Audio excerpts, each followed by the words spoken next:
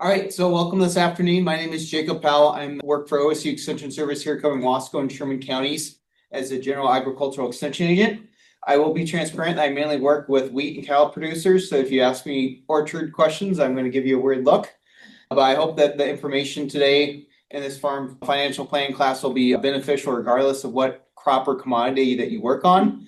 I really appreciate Andrea Kramer coming here from Oregon Agricultural Trust with this new program they developed. I think will be very beneficial. To start off with some real quick housekeeping, we have beverages and snacks in the back there. Please help yourself. Refreshments are sponsored by Bank of Eastern Oregon, so appreciate their support today. If you need to use the restrooms are just out the door here, down the hallway and to the left. We probably will take a few breaks during this class, but again, if you got to get up and go or got to take a phone call, please just step outside the room and deal with that. We appreciate it. So I do want to say real quick, obviously, regardless of what commodities you are producing right now, the margins are very tight.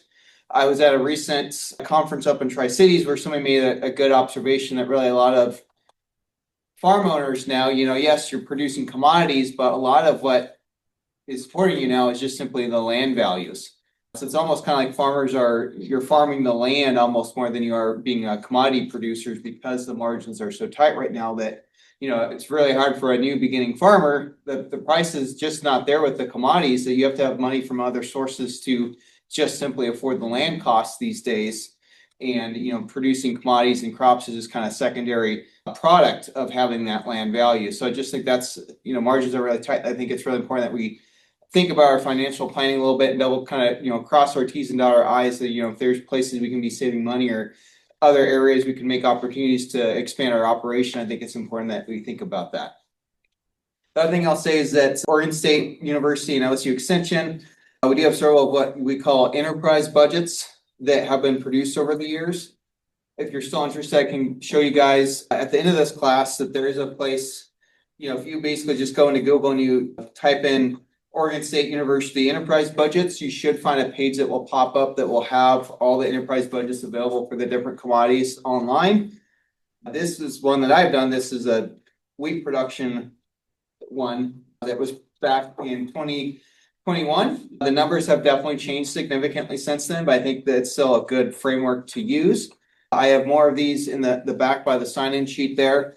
The other thing I want to highlight is often with a lot of these newer enterprise budgets, we're also creating an Excel file that you can open on your computer, and it will kind of have some fixed numbers there, but a lot of the numbers you can change. So again, with this wheat one, for example, it was produced back in 2021. A lot of those numbers have changed.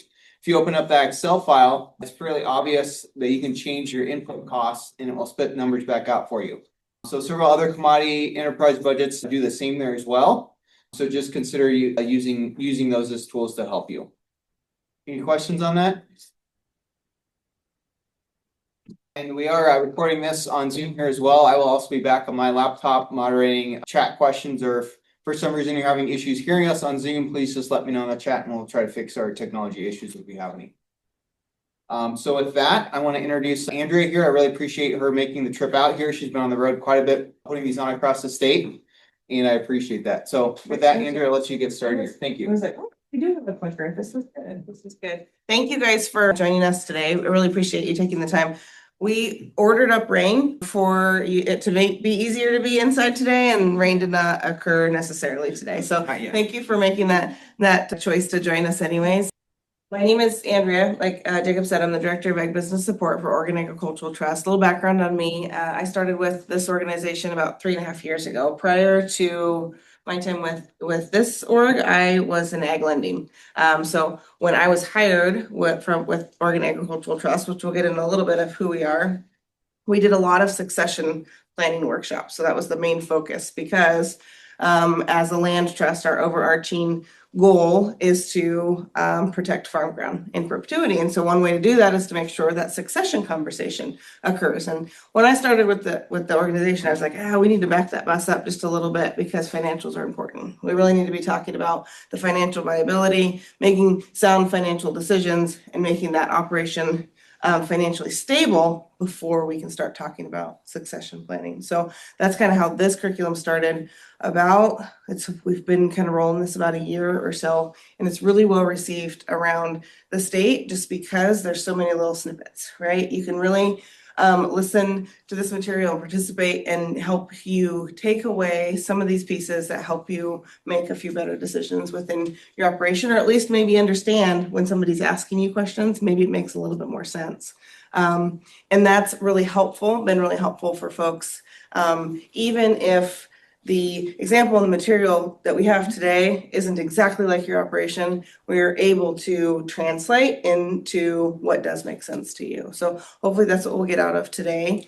I always like to do a little tour of your folder to make sure that we're on the same page. And those of you who are online, I sent all of those in an email today too. So hopefully you've got everything that we've got here. On the left side of your folder, you've got just this 2-pager about our organization, nice little robust fan you if you get warm situation here. So you'll have that information to read at your leisure. Behind that is the business plan outline. So we'll take a look at that when we go through this section of the material today. And then behind that, you've got the workshop survey. So you can just set that aside for now. Obviously, we don't need that quite yet. On the right side of your folder, the 3 cards in the front, we always do like to thank our sponsors. We are federally, state, and private funded as a nonprofit. So we always like to make sure that we can thank our sponsors for providing the funding to get me here today and to share this information with you.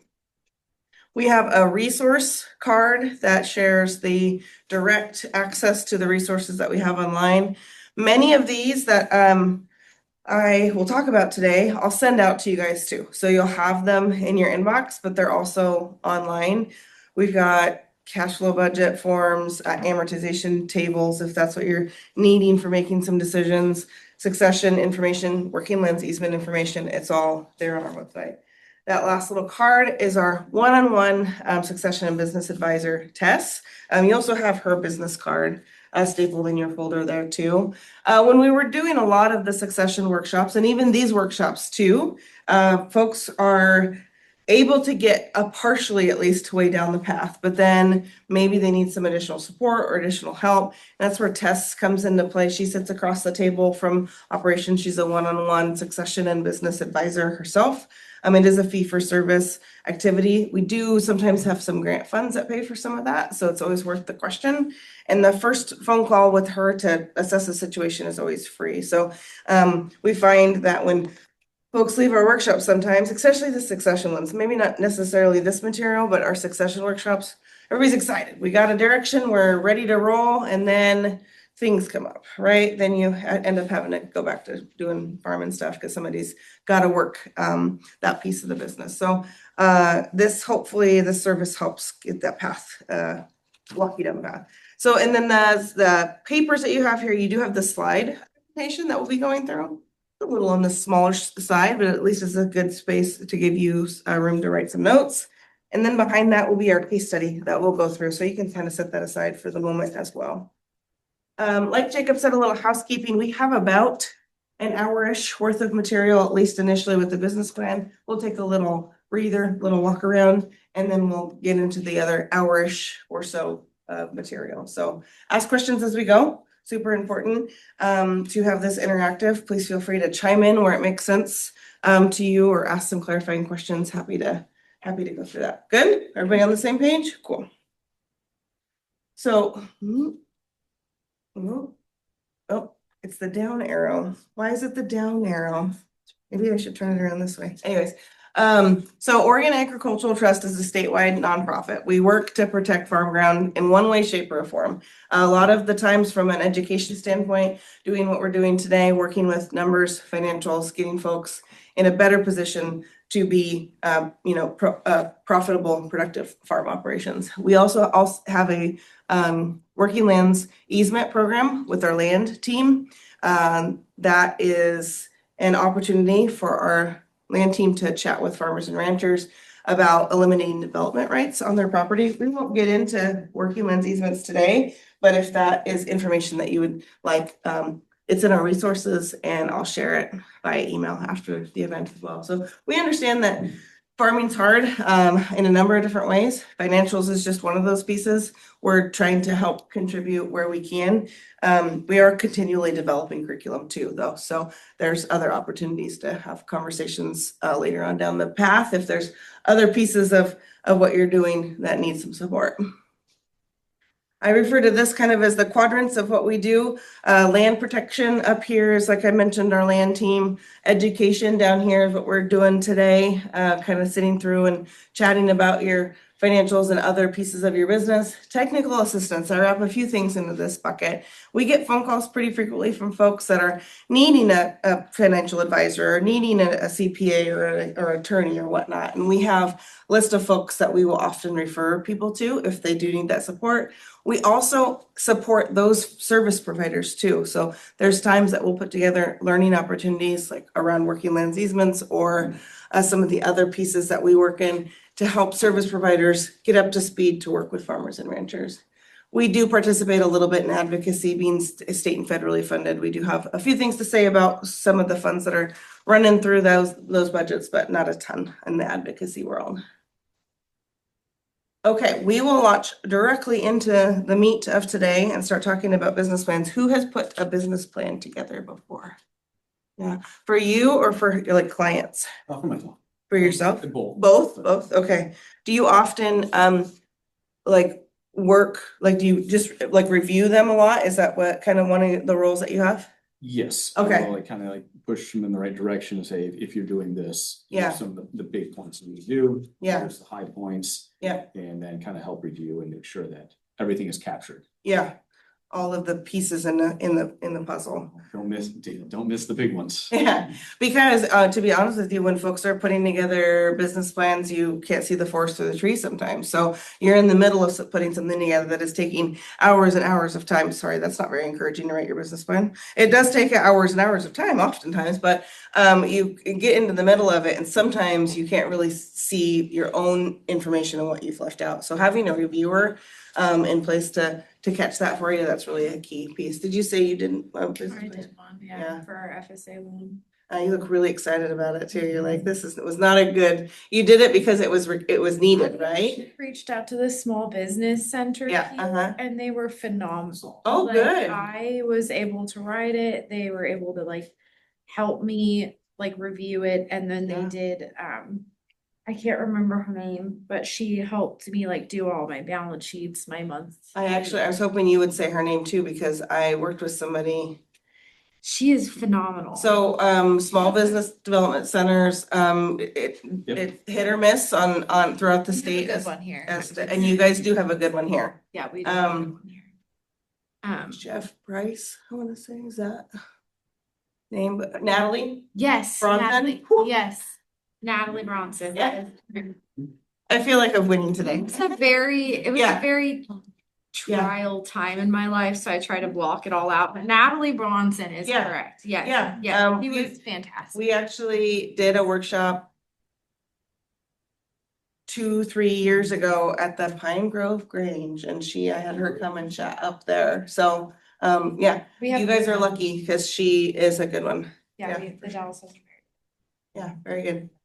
But still, It didn't make it easier though. it didn't make it easier. You still had to do it. Yeah, yeah. It's also which bank you're working with. Yep. Is it somebody that like what they expect? Yeah, I don't think FSA wanted one, but it was my proof to them that I'm not gonna give up and they're not gonna let me go away. So Oh, I'm good for you. one anyways. Very good.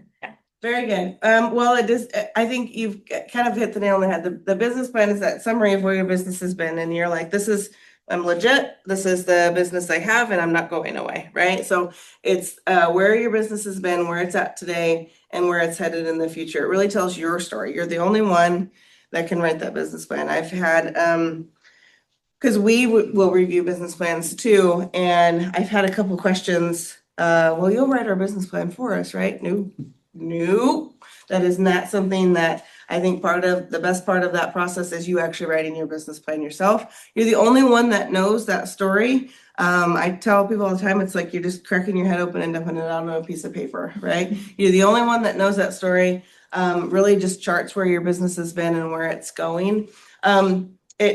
there's different purposes for it, right? Sometimes so we had this very same class in Burns yesterday, and there was a woman that she says, we just wrote a business plan for us, right? They just are an older couple and they were just writing the business plan. And I said, so what I'm hearing is it's an internal communication tool and to get your ducks in a row. And she says, yep. And so they just did a business plan for themselves. And that really just helps them to just kind of chart where their business is at. I think they were looking a little towards retirement. So they, at that point, were using it as an internal communication tool, but probably was going to work as an external communication tool at some point in time. Really identifies the bits and pieces of your business from a positive and negative standpoint. So I might identify that where your business shines, where you think it's going to be successful, and then it also should outline those obstacles because they all exist, right?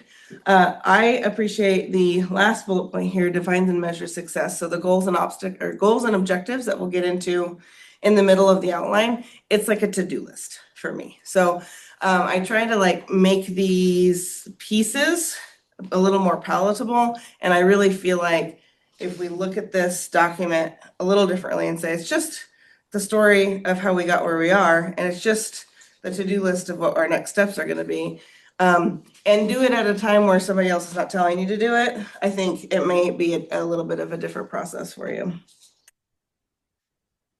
When should it be created? Pretty much all the time. There's lots of different endeavors that would require it, but there's also different opportunities that might be enlightened if it was to be analyzed in this, this outlined form. So everyone is experiencing some change in the market, some impact on production. This weather in and of itself is a little bit concerning, right? So what is that going to do? Do we need to preemptively put some of our story on a piece of paper? Because your history doesn't change, right? Like your history doesn't change. So even if you maybe don't know when you're going to need to use this, it never is a bad time to start documenting some of those pieces of how you got to where you are today.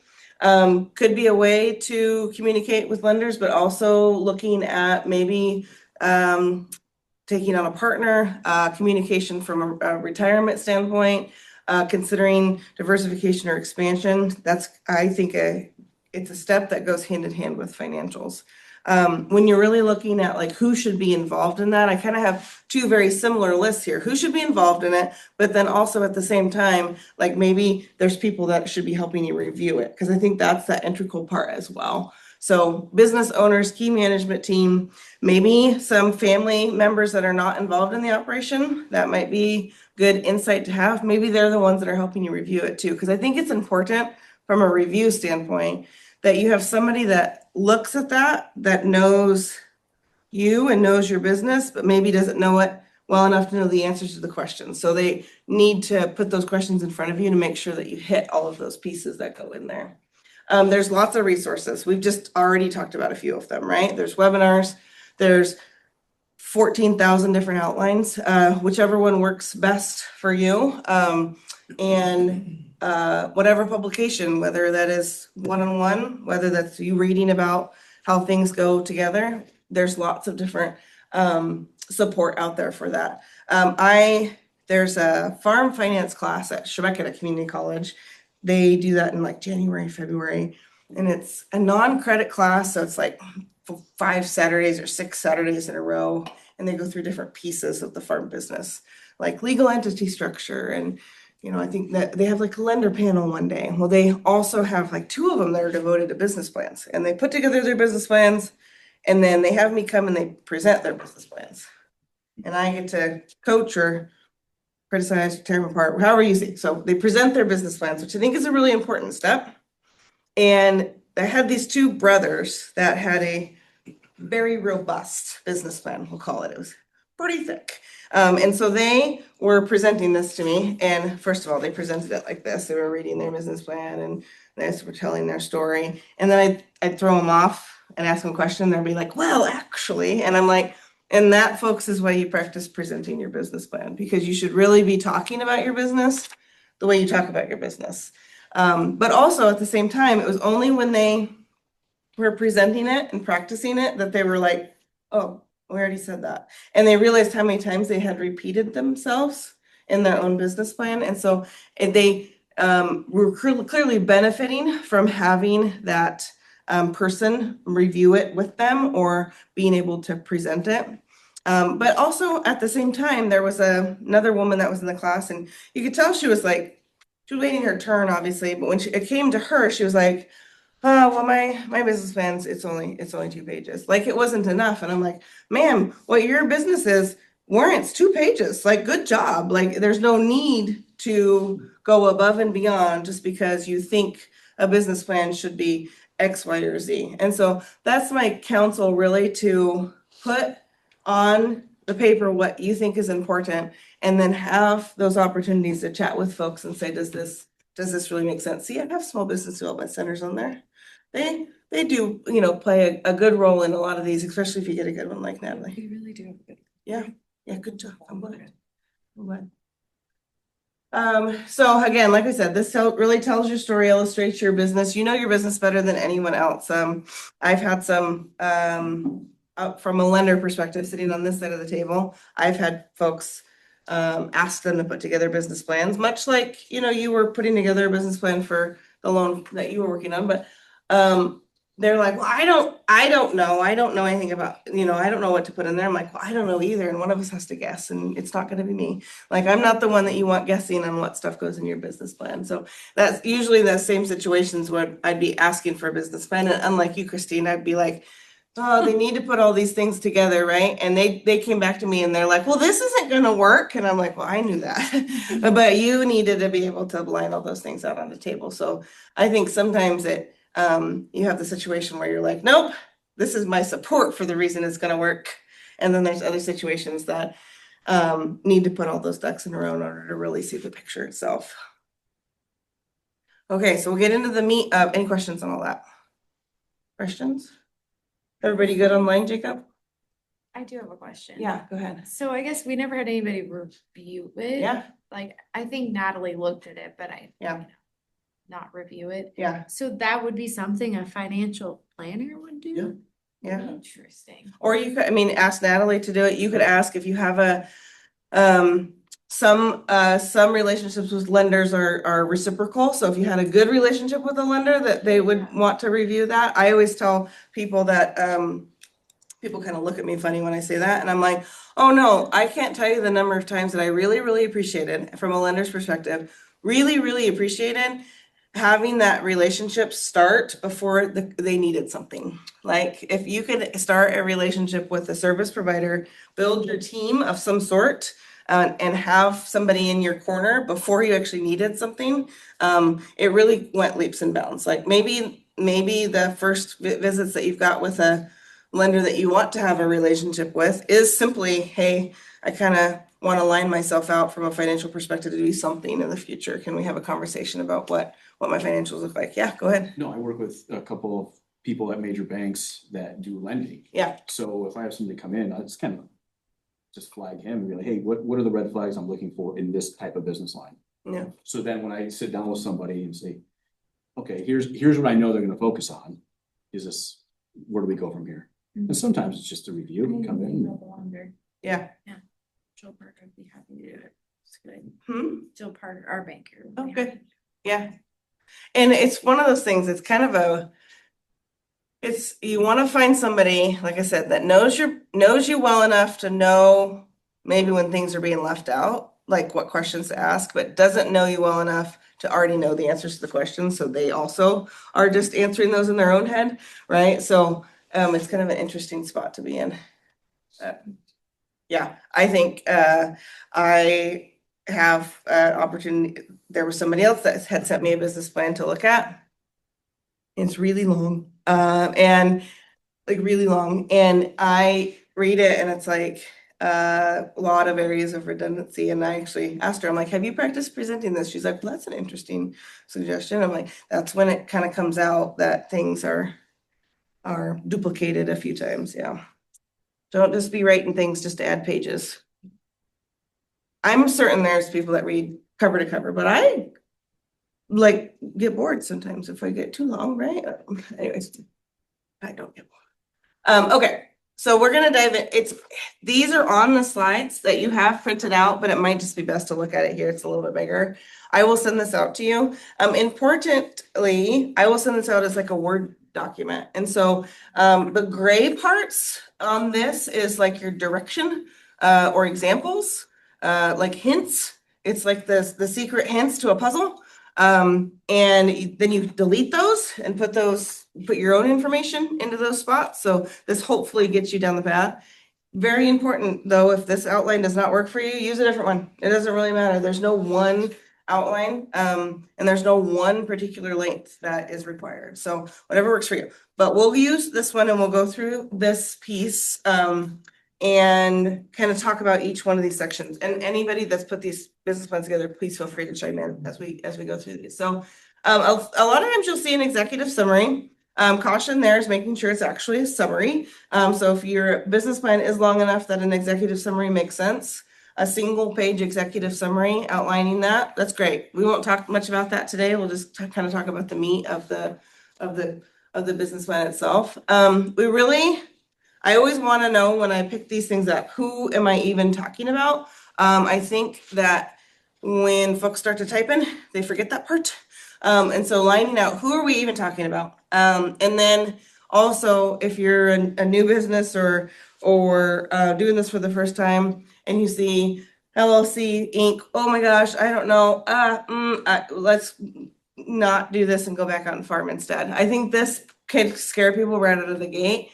That's my opportunity to tell folks that what I like to do is like turn the whole document red and skip parts. If it doesn't make sense, skip it.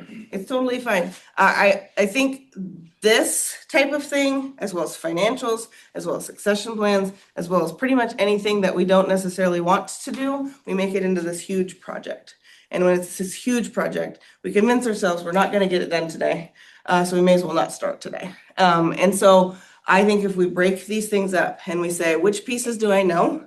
Which pieces can I do today? Set yourself up a goal to put some of the information on a piece of paper and walk away and do something else. Because again, this is never anybody's favorite part. Well, it's not, I've not met a farmer that this is their favorite part. How about that? This work experience education piece, it feels very resume-y for a lot of people. I've had folks say, well, I'm just going to copy and paste my resume and put it in the business plan. Please don't do that. Make sure that your formatting stays consistent. I think it makes it look put together and not copy pasted. If there are pieces to your work experience or pieces of your resume that make sense to put here, absolutely. If you really think your whole resume is absolutely important and pertinent to what your business plan is, maybe consider putting it as an attachment. You can put lots of attachments behind these things and they're easily, because a lot of times your resume is like a single sheet. So you don't want to mess that up with trying to put it into a form. Put it as a single sheet and attach it as an addendum. This general business description or brief history, you guys pretty much did that when I had you introduce yourselves, right? I think the key word here is brief. I've had these cross my desk where this general business description is pages long. So in this first part of the business plan, I think it's important to just give yourself a snapshot. What is it that we're looking at? Your elevator speech, or in some cases, your grocery store line speech. You know, if you don't have an elevator, many elevators in your town, we say. But this is your general business description. What are we even doing? What are we even talking about here? This last part, the name and number of your references, I get a little pushback from folks because they're like, this isn't a job application. Why do I have to put references on here? If this maybe is your, maybe you're new to the business or starting, this could be your kind of your place to name drop. Hey, I've worked with Jan and he's going to be my reference right here. And maybe they're like, ooh, you've worked with somebody, okay, or Natalie is on your references or something like that. That kind of gives the indication that you've had additional conversations, or maybe it's somebody in the industry. Maybe we're like, you know, Jacob really well, or others in the industry that you're like, okay, I have my industry contacts. I want to make sure that people who are reading this know that I'm in the middle of this industry. So think of it that way and it feels less job application-y. So you get to this point and you're like, oh, I'm kicking with gas. Yeah, we're doing good. And then these very scary core values, vision statement, and of course, the last one of mission statement comes up here. Those these three really kind of stop people in their tracks a lot of times. They get very confused even after they kind of put some of the pieces together. It's still a little bit confusing. I would be willing to bet if you have core values, just may not be able to put them into words yet. Do the rest of your business plan. And I would bet that your core values emerge. I bet it becomes very evident as you're putting these pieces together what those core values for your operation or for you personally are. Also, never be afraid of bullet points. You can chime in when you're looking at business plans too. I love me some bullet points. Narrative is great too where it's necessary, but when it's really, you want to line some things out and give the quick view of what's going on, bullet points are a good way to go. This will also be the one time I tell you, maybe you've got some good ideas from core value or maybe the vision and mission. You have some ideas and you understand the examples here. What is that ultimate dream for the business? And you can kind of plop them down in a whole bunch of different words that maybe don't make sense. Maybe this is the one time I will tell you to go ask ChatGPT to make you sound like you've got your sentences put together. I don't ever want to indicate that that is a major part of the way that we put this document together, because I think writing things from your perspective is important. But if it comes down to really trying to put a concise sentence together that is developed based on a bunch of words that you have in your head around these types of subject areas, I think that might be a useful tool for you. I was sitting in a session one time, it was a all-day workshop, and there was like an hour-long business plan piece taught by like I don't know, his title was like a deputy director of some sort. So I'm like, oh, maybe I'll learn something, right? And he gets up there and he's like, this is our outline. Just follow that. Just have ChatGPT write your whole business plan for you. And I thought he was kidding at first, and he was not.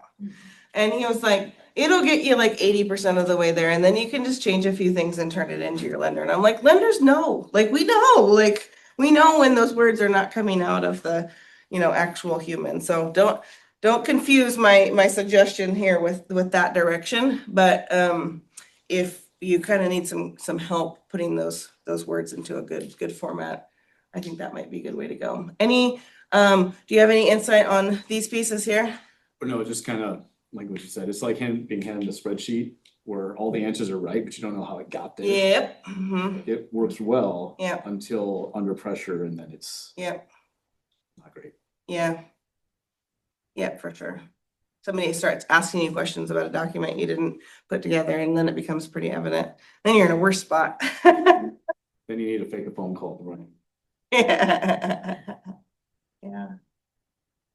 I think don't let these pieces get into your head, if that makes sense. Like, I think the vision and mission, we get hung up on those, but really it's pretty simple. Like, who are you doing this for? What are you doing and who are you doing it for? Then we get into a little bit easier, these goals and objectives. I consider this, like I said earlier, my big to-do list. Who loves a good to-do list? You can admit it, it's totally fine. Who puts stuff on their to-do list after they've done it?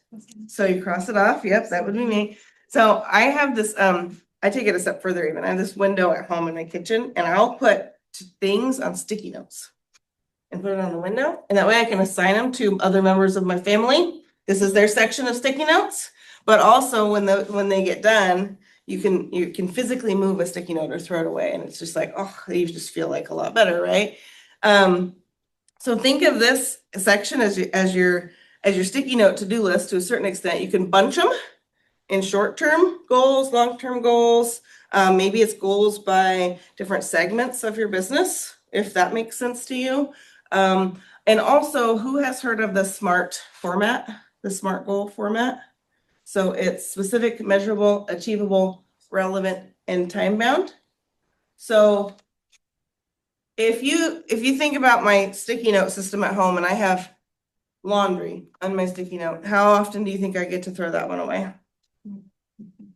Absolutely never. Absolutely never. But if I have 2 loads of laundry done on a Saturday morning, folded and put away, do you think I get to move that one? Probably. So that's your encouragement when you're really looking at the goals of your business, to really make those achievable, right? Something that you can actually cross off the list. You can always redo them because this is it's a living document. So as you click through these pieces, make sure that it continues to stay relevant. And one way to do that is to stick goals in there that you got to revisit.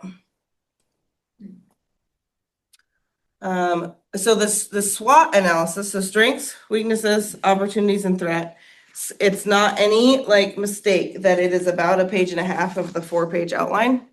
Because I think this is a really good bulk of the business to really identify what are we even talking about here. Strengths and weaknesses are internal, opportunities and threats are external. I also think that we hardly ever give ourselves enough credit from a strengths perspective. Because I think we just don't see that in ourselves, right? So really focus on that and make sure that you're selling yourself. Why should whoever is reading that business plan understand that you know what you're doing and your business is successful because of the strengths that you bring to that table?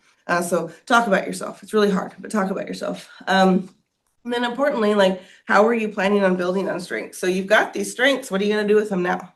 How are you planning on using all of those to amplify your business, take it to the next level? Weaknesses, call them out. They exist. Other people that are reviewing your business plan will see it. They'll see the pieces that are a challenge because every single business has one. But there's also a really good spot in here to say, but I'm okay with that because I'm okay with these weaknesses because we've mitigated them in this way. Maybe we have a really strong balance sheet, so we're going to be able to withstand some price fluctuations that maybe other people don't. Maybe we don't have as much term debt as some other folks. Maybe we've got really good family support, or maybe this would be a good place to put non-farm income would mitigate the weakness of some earnings challenges in some down markets, right? So there's lots of different ways that you can say, yes, but. Yes, this is a weakness, but. And make sure, sometimes you can line things out because you have the offset to that. So make sure that you identify those things, but your yes, but goes there too. So the opportunities, this will be one of the times that you'll probably see goals and objectives sometimes might feel a little bit like the opportunities section, right? Maybe it should, really, because your goals and objectives probably are mirroring how you're going to take advantage of the opportunities that are out there. So opportunities are things like vertical integration, partnership with a neighbor, taking on some additional family members, diversification in some fashion. So there's those external opportunities for your business. It might be good here to say, your timeline of in the next 5 years and 10 years. We did this workshop and we had somebody from a soil and water conservation district that was in attendance, and he actually said sometimes when you put things like projects that you want to do in goals and objectives or opportunities, and you have somebody like him that is aware of that, when there's programs that come up, maybe that's an opportunity for them to flag that and say, oh, I saw this, or this is part of our conversation that's part of something that you want to do with your operation. Hey, this program has come up. Let's, align and get together on that. So having those things identified as plans in place to work your business towards, even if it's long ways down the path. If you have a relationship with a lender and they see one of your goals or objectives is to buy a piece of property in 5 years, a good lender is going to try to help you get there, right? They're going to say, oh, Christine, we got to do a few things, but we have time to do that, right? We have time to get your ducks in a row in order to get that. Thank you for putting that you want to buy this piece of property in 5 years. It's a good way to make sure that those conversations with those other service providers are robust. Threats, they exist. A lot of them are external and a lot of them you have no control over. So all the weather sits down here. Pests sit down here. A lot of times you're mitigating this or avoiding the risks by, hopefully you've got maybe crop insurance, maybe you've got good diversification. So like in the Mid-Willamette Valley, we grow a lot of different crops. Diversification in different crops is a lot of times what the mitigation for the threats of weather or pests or what have you offsets that. So tough, when it's a little bit different when you're talking about a singular crop, but maybe your mitigation for that would be different processing outlets. Maybe that's the orchards are in different locations. So weather pattern is different, those types of things. So any questions on that? So when we get down to, if somebody's doing a business plan, just kind of for their own purpose. So like the woman that I was talking about yesterday, that she was like, well, we're just putting this together for our own internal communication tool, and to kind of get our ducks in a row. This might be where they stop. Right? They might just say, hey, I'm gonna get the skeleton of a business plan put together. So we have a good starting point for if we need to use it for something. I know somebody else that is a kind of in an associated organization to us, and she was working with somebody and trying desperately to get this individual to put a business plan together because he was working on trying to buy a piece of property and working on doing things with his business. And she's like, you have to do a business plan. You have to do a business plan. And he was kind of skirting her until he ran across a grant application that required a business plan. And wouldn't you know it, the fire got lit and it kind of needed to be done yesterday. Well, when it needs to be done yesterday, it's not a very easy or good document to put together. So I don't know that that's, hopefully that's encouragement to try to get at least the basic piece done. That way, when you have opportunities, like maybe that property next door came up for sale sooner than you thought it was going to. So you're gonna get your ducks in a row real fast. Wouldn't you feel better if you got to this point with your business plan and then you were able to just kind of get the pieces put together to kind of put the bow on it in order to execute on a plan like that? So having as much of this done before someone is asking you for it is ideal. The marketing plan piece is probably the section of this that varies so greatly, because if depends on the commodity, depends on the position of the business. So like if it's a new business, that marketing plan piece is probably going to be more robust. If it is a diversified business, it's probably going to be more robust. If there's different marketing outlets, if there's lots of competitors that you're trying to break into a market, it might be more robust.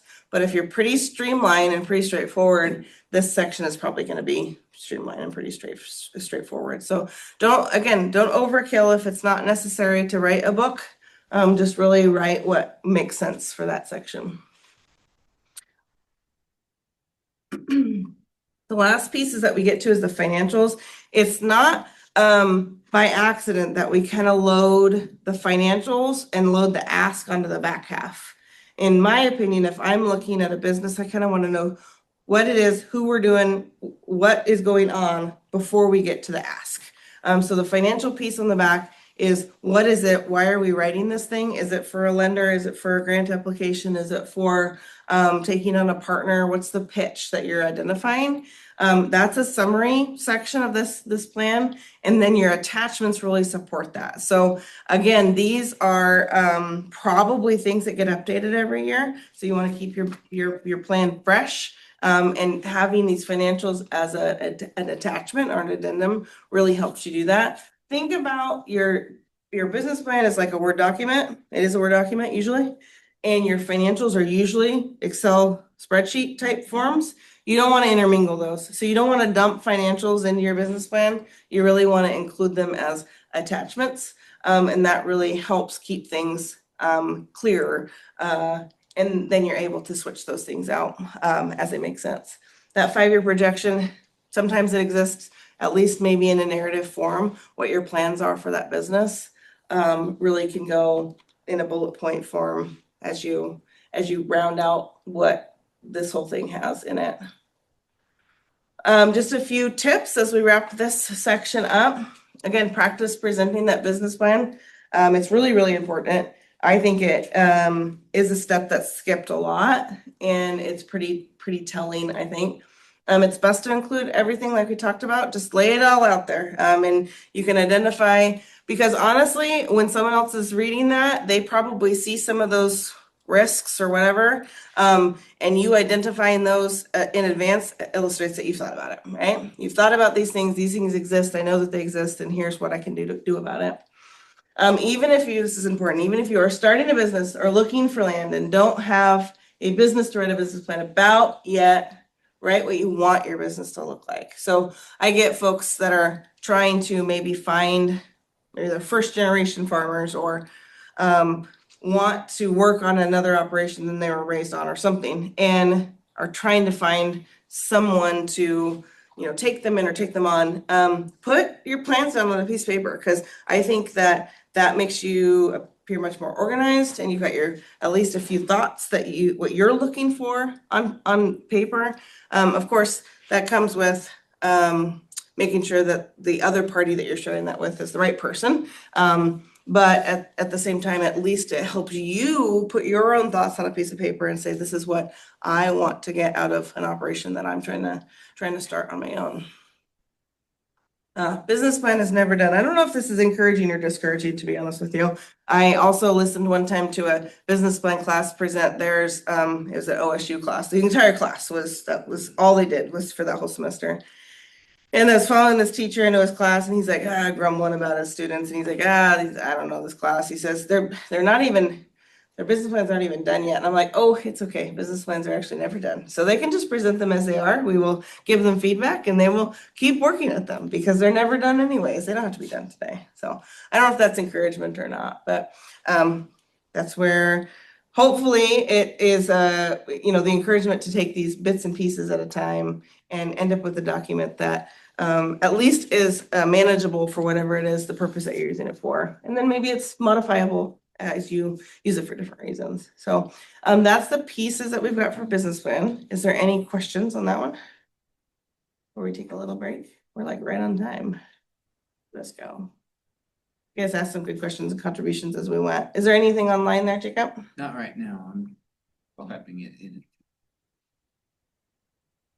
Well, why don't we go ahead and take, let's take 5-7 minutes, get a walk around, grab a banana, another beverage, and then we'll get back into it. We're right on time, really. So I'm happy to see that. We're gonna jump into the financial statements. We'll talk a little bit about it, and then we're gonna pull up the case study here and do some work ourselves. So we'll talk a little bit about financials. Who's put together financials? Probably some form in the room. Have you put together financials yet at all? Perfect. You will learn. We will get you there. This will at least be some snippets, and then I will make sure that we send out the forms so you can complete them on the computer, because then you don't have to do the math, and it does it all for you. So I'll walk you through it. So so we'll first talk about the balance sheet, and then we'll talk about the cash flow budget, and how those things tie together and talk to each other. And then there's different things that they can kind of communicate and talk back to the business plan too. So if all of these things are coincided and kind of speaking the same language, it really shows from a business perspective that you've got all of your ducks in a row. So what is a balance sheet? A balance sheet is a statement as a point in time. So earnings are over a course of time, but the balance sheet is what do you have today and what do you owe today. It details out the assets and liabilities of the person or the operation, or sometimes it's combined. It's ideal if you can do these financial statements separately. So you've got a balance sheet for the individual, a balance sheet for each entity if more than one entity exists, earning statements for the individuals. It's no different than if you have separate entities and are filing separate tax returns. It's ideal if everything is separate. Real life there's a lot of intermingled. So real life is what we'll see today. It's all in one statement. And as much as it's a good goal to separate those out, at least making the effort to put the statements together, even if it's not combined, is a good step. So what does belong on it? So why don't we go ahead and look at the pile of the case study here that you've got, and grab the blank balance sheet, which is the second form in that one. It helps us talk about this a little bit. So there's 4 quadrants to the balance sheet. The current assets are in the upper left. Non-current assets are in the lower left. Current liabilities are in the upper right. Non-current liabilities are in the lower right. The current stuff, so current assets or current liabilities, will need to be either paid or turned into cash in the next 12 months. So that's your That's your dividing line. If you've got an asset that's gonna turn into cash in the next 12 months, it's a current asset. If you've got a liability that needs to be paid within the next 12 months, it's a current liability. Everything else goes below that line and is in the bottom half of the balance sheet. Non-current assets go to depreciation schedule? Depreciation schedule is a little bit different. Well, hold that question. We'll talk about that. Say that again. So current assets, cash within the next 12 months, Yep. current liabilities, payment within the next 2 months. Yep.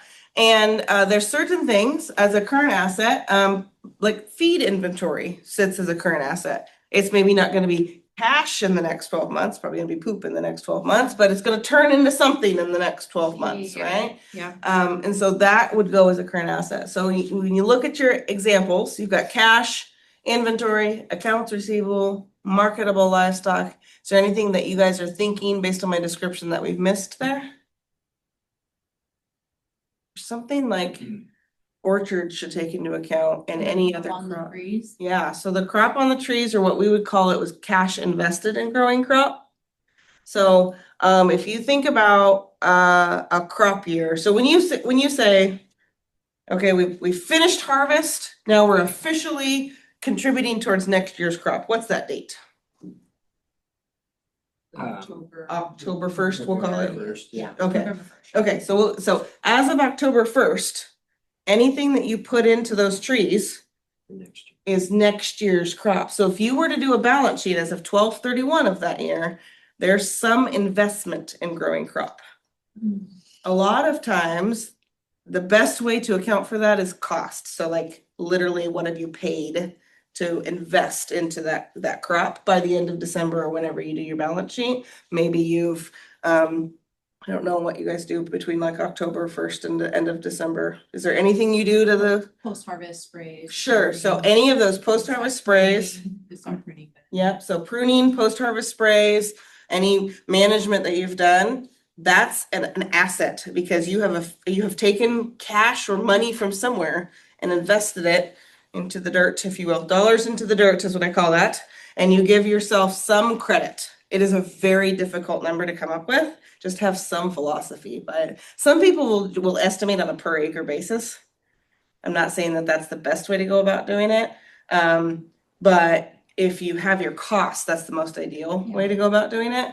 So that would be a current asset, Mhm. because it's Yep. a balance sheet always, so this is like a year, from January 1st to December. You can do No, balance sheet is a point in time. So you can do it Oh. as of December 31st, 2025 or You whatever. did as of October 1st. You could, and so there are definitely folks that will do a balance sheet to coincide with their income cycle. Yeah, okay. And usually the income cycle is a calendar year, but if you really understand it for yourself on a fiscal year and do it that way, totally fine. The important part about that is doing it the same every year. So account for your investment in crop the same every year. Do the balance sheet the same every year. So however that makes sense to you. It gets really tricky with crop year and. Yes. And then everything else is calendar year. Yes. And at some point, it seems easier practically to just do it within the calendar year. Yes, Like, yep. Basically. Mhm. to do it. It's like, Do you have anything to say about that? I mean, Disparity? in my opinion, if you are doing your income statement as a calendar year, makes the most sense to do your balance sheet as a calendar Can you year. do it for a year and a half for an income statement? You could, I mean, you could really do anything you wanted, but Pairs, literally you get paid, Yeah. you pick them and whatever, and you get paid Yep. maybe in November, but you, Last year. all the way through like the Yep. next October sometimes. so, but that then it sits on your balance sheet as like an accounts receivable or inventory. Right. So it is accounted for on there, even if it is like 12 months after. Okay. This is So- a way to comprehensively capture the Mhm. moment in time, Mm-hmm. everything. Mm-hmm, yeah, so my perspective, if you are filing taxes on a calendar year, I would love to see a 12/31 balance sheet every year. It also mixes well with tax season. Yeah. That becomes the bigger issue is lining that up at the same time every year with tax season. That's the way I kind of. It's never gonna be clean. No, it's never gonna be clean because it doesn't really matter. I mean, maybe there's some vegetable type crops that you don't have a ton of work into in the fall. But there's pretty much no crop that you're not going to at least start investing in into the fall. Yeah. So you at least want to just draw that line in the sand and somehow figure out how to just give yourself credit, knowing that it's gonna be a little bit wonky. No, another question is, a perennial discussion that we have a hard time making sense of is we look at the profit and loss statement, Mhm. you know, and it'll show a number. But where'd the money go? It's not in the bank, it's not in the, is this the biggest puzzle piece you would say that helps solve that dilemma? Yeah, so if you make financial statements that coincide with each other, so the income statement is January 1st through 12/31, your balance sheet is as of 12/31, those two things should reconcile. Cause it's, It should show an improvement on your balance sheet year over year. this, you had some piece of equipment or something that Mhm. it's in. Yeah, in some form, right? Still, like this is, Yep, you Maybe. should be able to, I used to do it in lending all the time. We're required to make sure that the balance sheet said the same thing as the income statement. So if there was an improvement in the income statement, it was reflected in some fashion in the balance sheet, whether that is an improvement in assets, whether that's a reduction in liabilities. They have to reconcile in some fashion.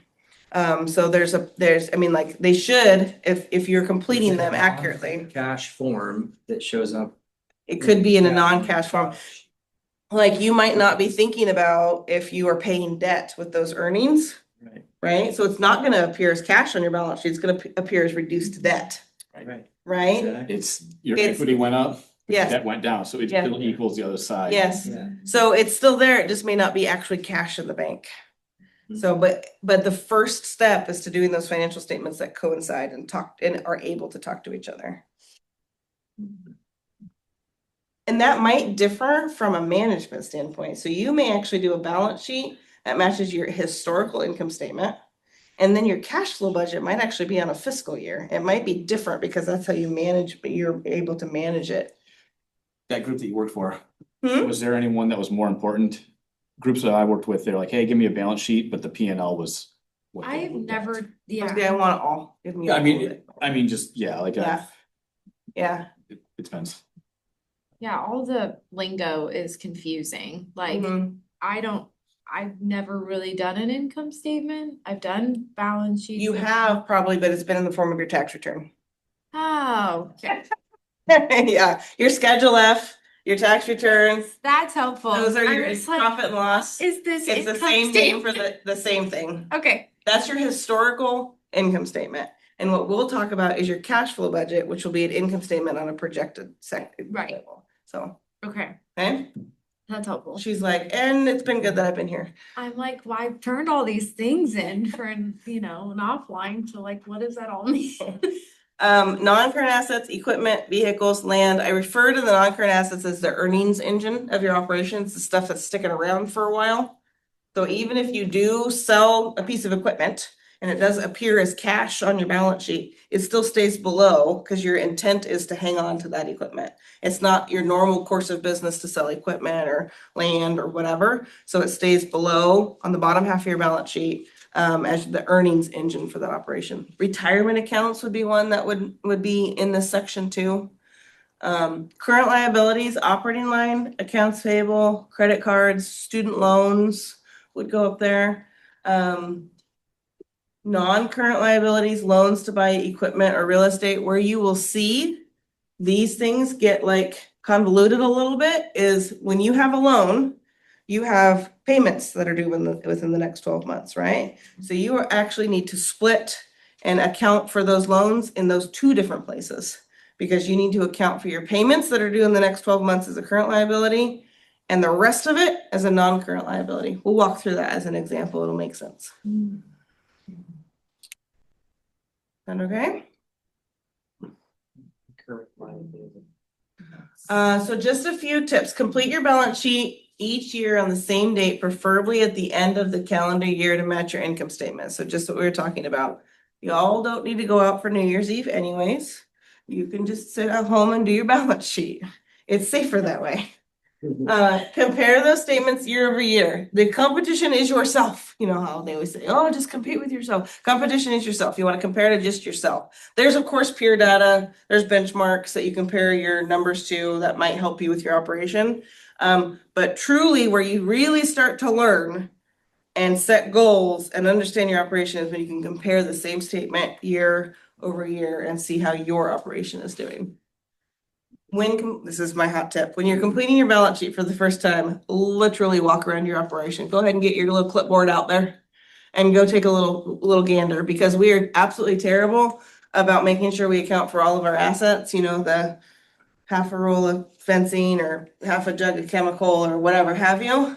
We're terrible about that. We're really good about making sure that we complete the liability side, because we want to make sure that we're honest about what we owe, right? But really, really terrible about making sure that we complete that asset side. All the places the money has gone, so all the cash, Yeah. and you say, where is it now? It's sitting as a half a jug of chemical on a pallet somewhere that you didn't put on your balance sheet. Or Harrow that you made. Or equipment, or like metal that's in the shop, right? Other supplies that are sitting there Right, that you've bought. packaging. Packaging, all of the stuff that is a ton of money that you don't think about because you already bought it. It's already money out the door and it's just sitting somewhere, right?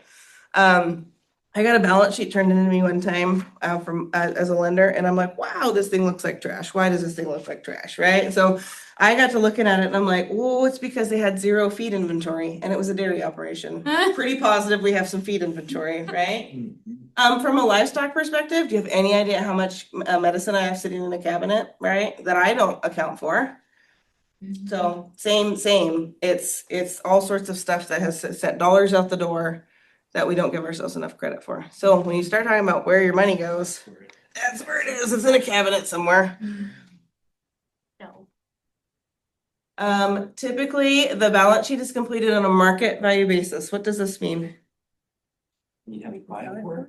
Yeah, what you have to sell it for, or what you would have to buy it for, same, right? So maybe you bought something. Perhaps you bought a piece of equipment for $50,000 5 years ago.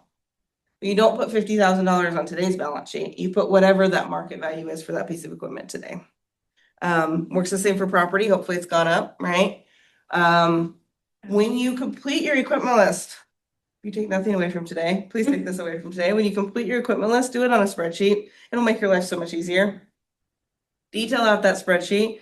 Put your acquisition date, if you will. This comes back to your question. Put your acquisition date, put your cost, put maybe your market value, because then you can go back and you can share this equipment list with your insurance agent or with your accountant, because that's when they're gonna pull this into like the depreciation schedule. The depreciation schedule is different than your market value equipment list, because the tax law tells you can depreciate things like today. Balance sheet doesn't have anything to do with taxes, then. No, It's all internal management. yes, and this last one, keep this in mind. There's lots of like on-demand reports, QuickBook reports that you can print a balance sheet out of. They're gonna have probably that depreciated equipment list and not an actual market value equipment list. So it might be a good place to start, but don't just print it out and hand it to somebody, because that's not good factual information. It's probably missing accounts receivable, not accounting for all the inventory or something along those lines. I mean, conceptually, is depreciation schedule more skewed as higher valued Depreciation schedule should be lower value than the. than your actual balance sheet. Because things have Don't probably people depreciated Generally out. want the tax write-off. That's why they've it's- depreciated it out. So your equipment list on So your it's depreciation Worth schedule, less on the Yes, depreciation yes. schedule than it actually is. Yeah. Is the market value? yes, Because It's already been. depreciated out. Depreciated. Because it's accelerated. Wow, that was a tough word. Thank you. Accelerated depreciation from a tax person. Do you have some? Because it has a clarification life. on that? I was gonna say, so that's when you're talking about forklift. There's your question right there. Let's say it's 50 grand. You can depreciate out the 10 years and get the 5 years, but let's say this year you're gonna have a really good year. Yeah, so you depreciate the whole Depreciate thing. that whole thing on 179, take a loss on the year, and now you've taken that. And your forklift is still worth Yes. whatever it's worth, but from a depreciation standpoint, it's saying it's a big fat zero or whatever it Yep. does, Now, right? it doesn't help you further years, Right, but right. that's. So that's your how we- depreciation schedule may be able to identify out the equipment, like the list of equipment, but will not be an accurate valuation. And I will tell you, do you have any idea how many times like somebody would have an issue with a piece of equipment, call their insurance person and they're like, when did you buy that equipment? We don't have that on, we don't have Oh, that, I did that a lot. right? And so wouldn't it be handy if you just shared this Excel form with your insurance agent? I should get a kickback from insurance agent every time I tell people that.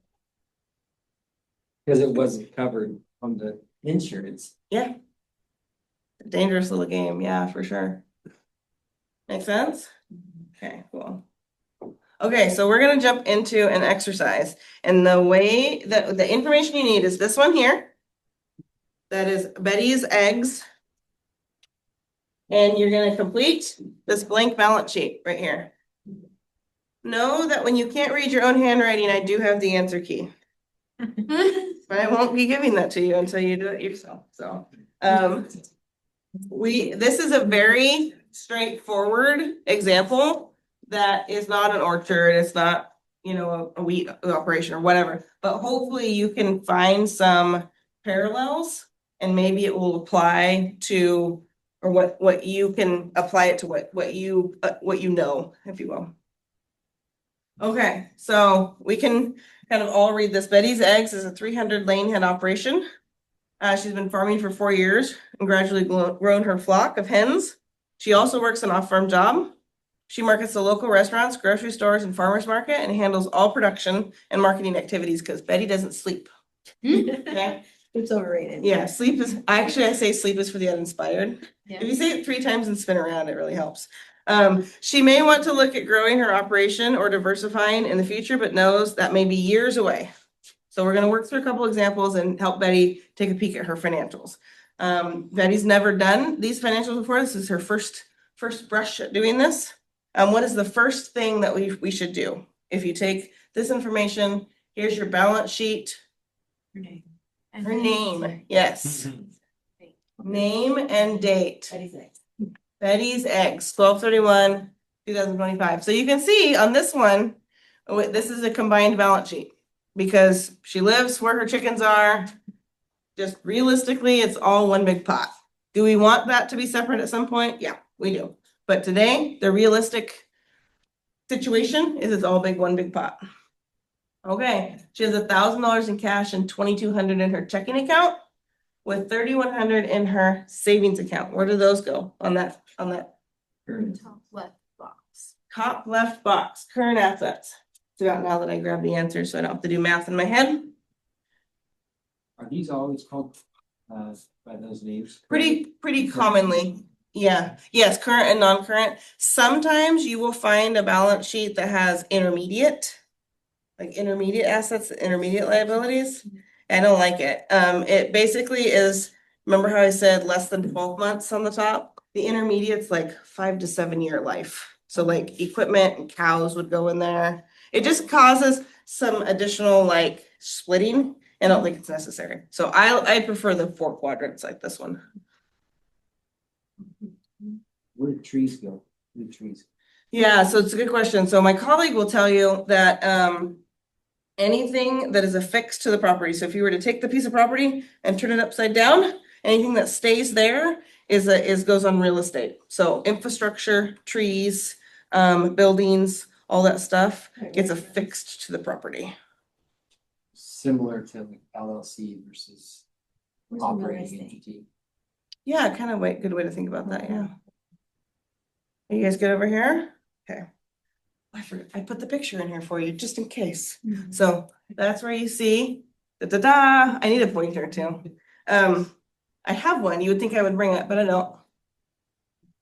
Okay, there are 50 dozen eggs in the coolers collected in the last few days at $5 a dozen. Where does that go? Inventory. Inventory, for how much? $250. $250. Do you guys see that? So it goes right there.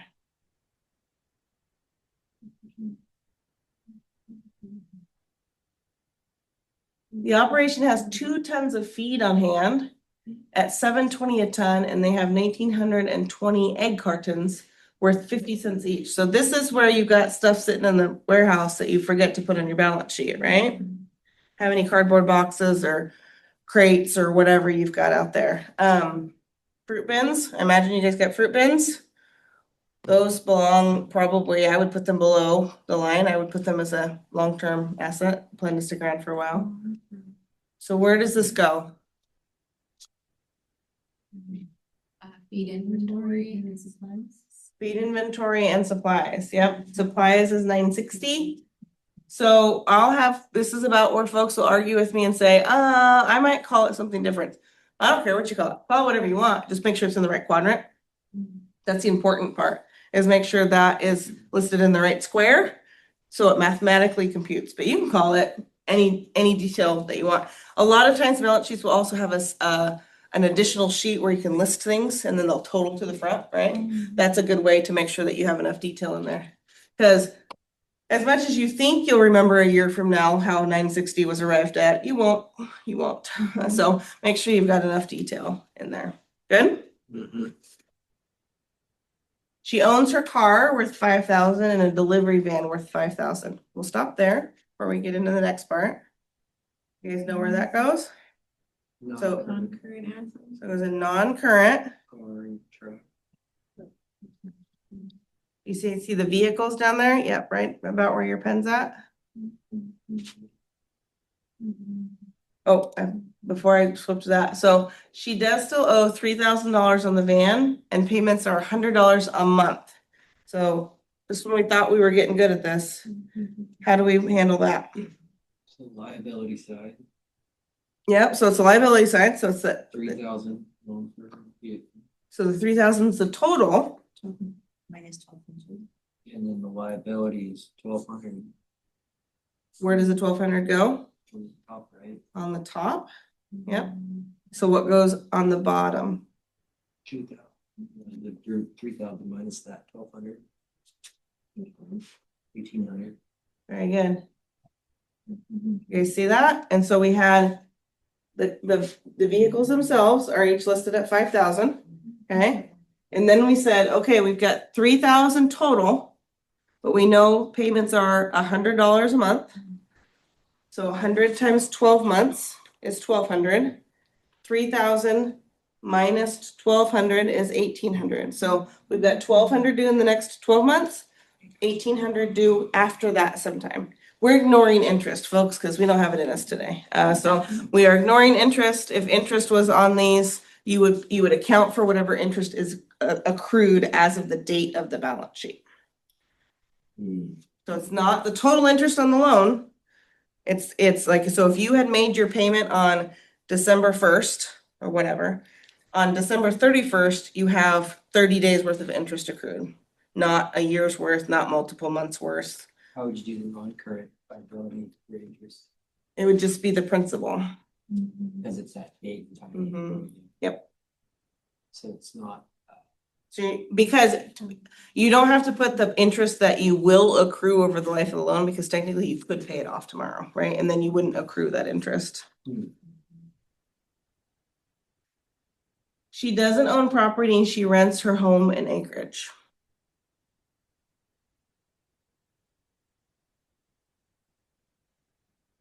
It's a liability, right? No, it doesn't go on there at all. Because if she's just paying rent, rent is an expense, it is not a liability. If she's like on a 30-day, like month to month rent, she could move out tomorrow. It would work the same as accrued interest, right? So if she doesn't owe the rent for any longer than the 30-day month to month, it doesn't go on there at all. You could argue with me if you had like a long-term lease and you wanted to put a long-term lease on there, but that's not typically handled that way either. So if you're just renting your property, and nothing goes on the balance sheet.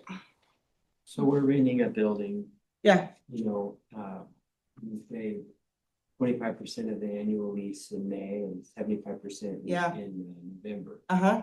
So does it go on the balance sheet?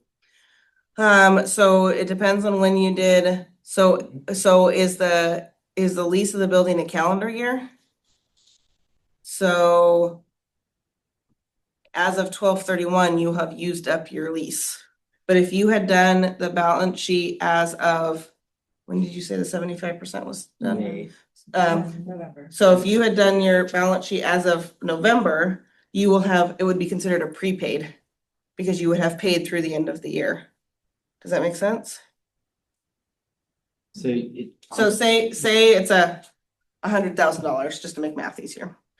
Say the lease payment is $100,000 and you've paid $25,000 in May. And you pay the other $75,000 in November. And that gets you to stay until December 31st, right? So as of December 31st, you will have used up all of the lease that you've paid. But if you make your balance sheet as of November, when you make that last payment, you will have prepaid the lease through the end of the year. And so it would be considered a prepaid asset. Which goes under just regular Mhm, assets? yep, that would be a prepaid, Prepaid mhm, expense? yep, prepaid expense. In that case, in my mind would want to put like a little asterisk, because it depends on the date of the balance. sheet. Absolutely, it depends How to tell extremely. that story, Yes. $100,000. Yes, yeah, well, but it wouldn't be $100,000 because then it would be only be 1/12 of $100,000. Cause you only get to the end of the year, right? Yeah. So we can talk more about that in detail if you want. Okay. Okay, Betty's hens are worth $5 each. How many did she have? 300. 300. And so where do those go? Non-current assets. Non-current assets because they're her earnings engine, right? She's a egg laying operation and they go as a non-current asset, $1,500.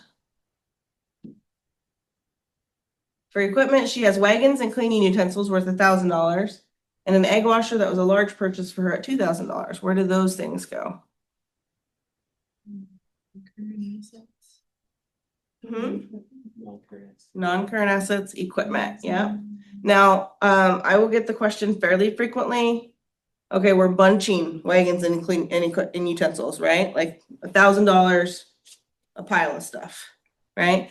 Set whatever rule of thumb you're gonna set. Like if it's worth less than $250, you lump it into all the utensils or something like that. But make sure you leave yourself enough notes and figure out how you've bunched those things. So you said 4 wagons at, $250 each is $1,000. And make sure you identify that in your equipment list so you know what you've done the next year to be able to do it again. And then maybe you say anything that's over $250, you itemize out on your beautiful spreadsheet of your equipment list. She had to borrow $1,000 from her sister to purchase it and is making $50 a month payments. How do we handle that? The 12 months. You know, 600 in the top right and then 400 left. Yep, so do you guys see that, where it's like $50 a month times 12 months is $600. So that goes up here. And the total was 1,000, so if we put 600 up here, what's left is 400 down here. Does that make sense? So what does this tell us, by the way? If you see that she is making $600 a year payments and she has $400 left, what does that tell us? She'll be pretty close to paying it off. So she'll pay it off about 2/3 of the way through the next year. So that's cool, right? This is one story that the balance sheet can tell us. She's successfully paid off her student loans, but does owe about $2,000 on a credit card. Top right. Top right. Yep, credit cards go up here.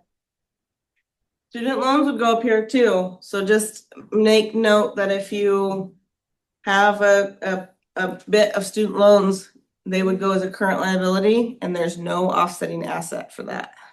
And it'd be the total that you pay for the year. Yeah, if your student loans are on like a payment plan, then you can treat them like a normal term loan.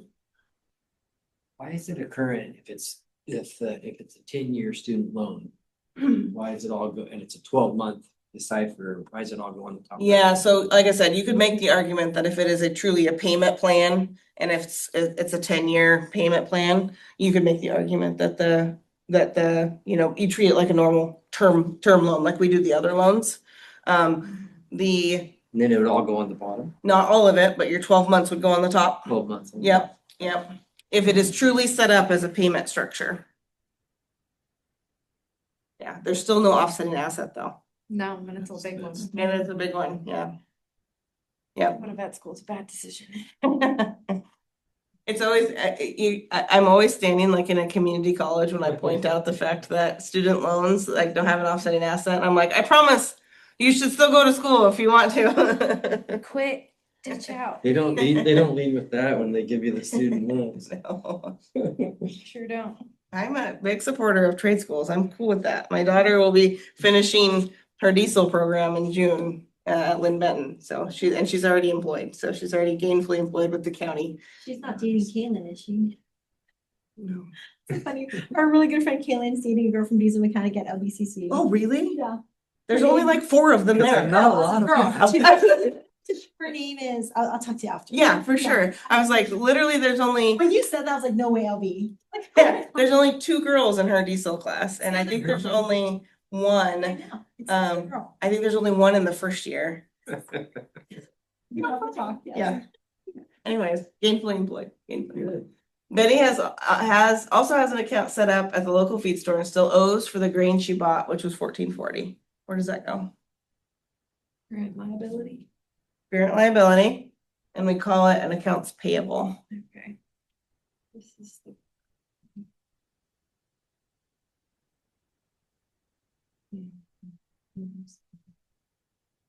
Okay, so I'm not gonna give you the answers yet, but it would be good if you had the totals, because we're gonna compute some ratios, because it's all fine and wonderful that you get your balance sheet put together, but then you say, what does my balance sheet tell me?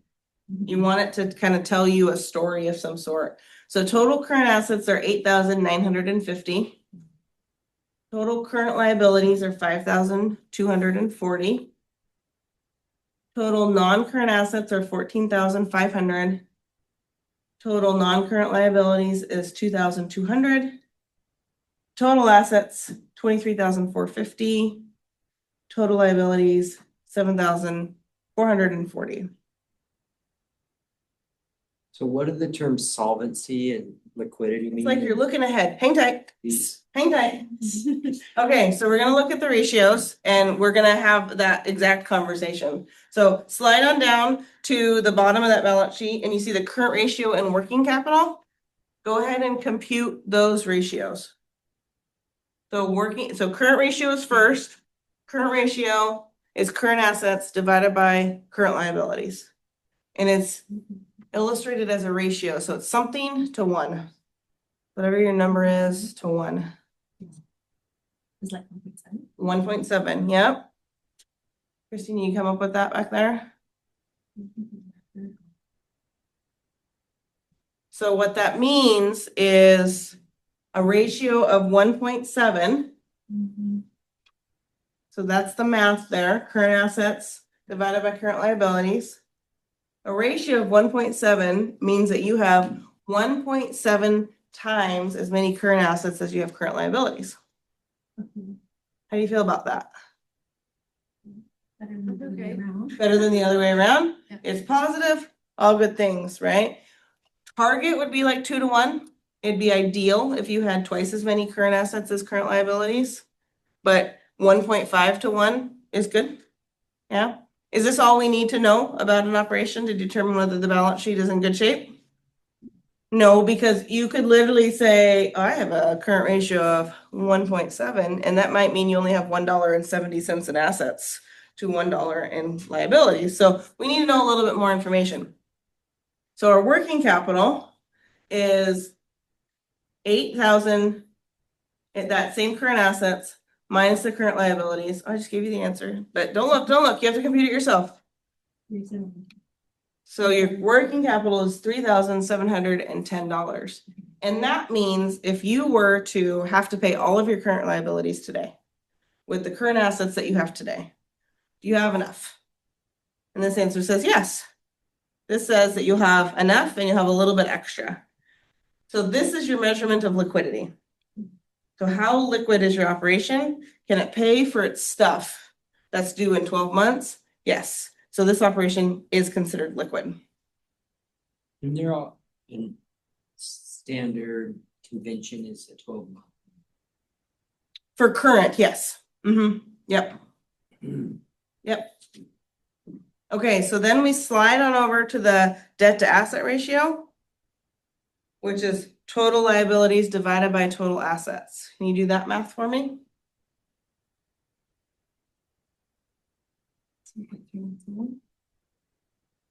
It's represented as a percentage, 50. 31.7. What'd you do back there? Oh. 31.7, that means that 31% of your assets are encumbered by liabilities. How do you feel about that? What does that mean again? I 31? mean, 31% of your assets are encumbered by liabilities. So your liabilities, so 69% of your assets are free and clear, is what we call that. Yeah, that's good. So I can look at it that way if you'd like. But 31% of your assets are encumbered by liabilities. It's pretty good. What is a good? It completely depends on the commodity, honestly. So you'll see some representations, you'll see a debt per cow. You'll see some gauge the acceptability of like on a per cow basis, on a per acre basis. Lots of different rules of thumb on this one. I honestly can't remember what the threshold is for orchards. I could find that. I can't remember. And where did you say the trees go? They go, or the harvest, so in December, I already harvested everything, but Yep. all that's in the storehouse, like the pack. So that's inventory. That's inventory. Yes. And we should do a best case scenario for per bin and like a this year, like a Yes. 0 Yeah. per bin scenario. Cause that would Yes. change that ratio Drastically. Yes. Interesting. Yes. Yep. And when you have a high inventory showing, they tax you on a higher inventory versus in some of these cases where you have what you're valuing at. But you're giving it a number. Yep. Yeah. Yeah. And then like File late though. when you ship it, right, then it becomes an accounts receivable. So like if you ship something to someone and they owe you money, Okay. it's called an accounts receivable at that point. And if somebody owes you money, so like if a packing house owes you money, it sits on that accounts receivable report, and then if it sits unpaid for a long enough period of time, it hits an aging receivables, and then it calls into question as to whether you're gonna get paid or not. So like you'll see some of these operations hitting the sheets that are not paying their growers or whatever, not in orchards, but in other industries. It's like they really should have called into question how long they were owed that money. And it sits as an accounts receivable, because then it degrades value on your balance sheet. That gets a little deeper. We're not going that deep today, but okay. If you're operating in the black. Yeah. You know, dream world, you know, can that number get above 100%? Which number? The one we just did, total The assets. debt tax. You have more than a year's worth of operating expenses or something like that. Oh, well, we're not in that one yet. We're in debt to asset ratio. You're talking about the debt to asset ratio, if that was Yeah. over 100%. Higher is bad. Yeah. We want it to be But like yes, that. I mean, there could be like things hit the fan. Zero, be zero. Absolutely. The operations that don't have You debt. own everything, you Yeah. don't have that. Be You don't have less than that? zero. I mean, you can't be less than zero. It would be zero. If you don't have any debt, You you'd be have zero. extra money in the bank. You would have extra money in the bank. That wouldn't make it a percentage less than zero. So, because that's represented as a percentage. So it wouldn't be less than zero. It would just mean that you have lots of assets. Don't have that problem. He's like, just to be clear. Just wonder about the math. They're asking for a friend. Be good about that problem. Say, call me when you Be never careful. had that problem, because I don't think we'll ever get there either, so. Okay, so let's see here. The next piece that we're gonna talk about is our cash flow budget. So is everybody good on the balance sheet? So we've looked at the balance sheet and we've determined, so to put a bow on that, so the debt to asset ratio is your measurement of solvency. So that answers your question from earlier. If you have a acceptable debt to asset ratio, that means your business is solvent. If you had to shut the doors today and pay everybody that you owe with the things that you have, you would be able to do that. You are a solvent business. And then the debt to asset ratio solvency, you had a really catchy way of explaining it. It's the percentage of your assets that are encumbered by liabilities. Okay, or the opposite way of saying it would be, The percentage of your assets that are free and clear, that's your debt to equity ratio.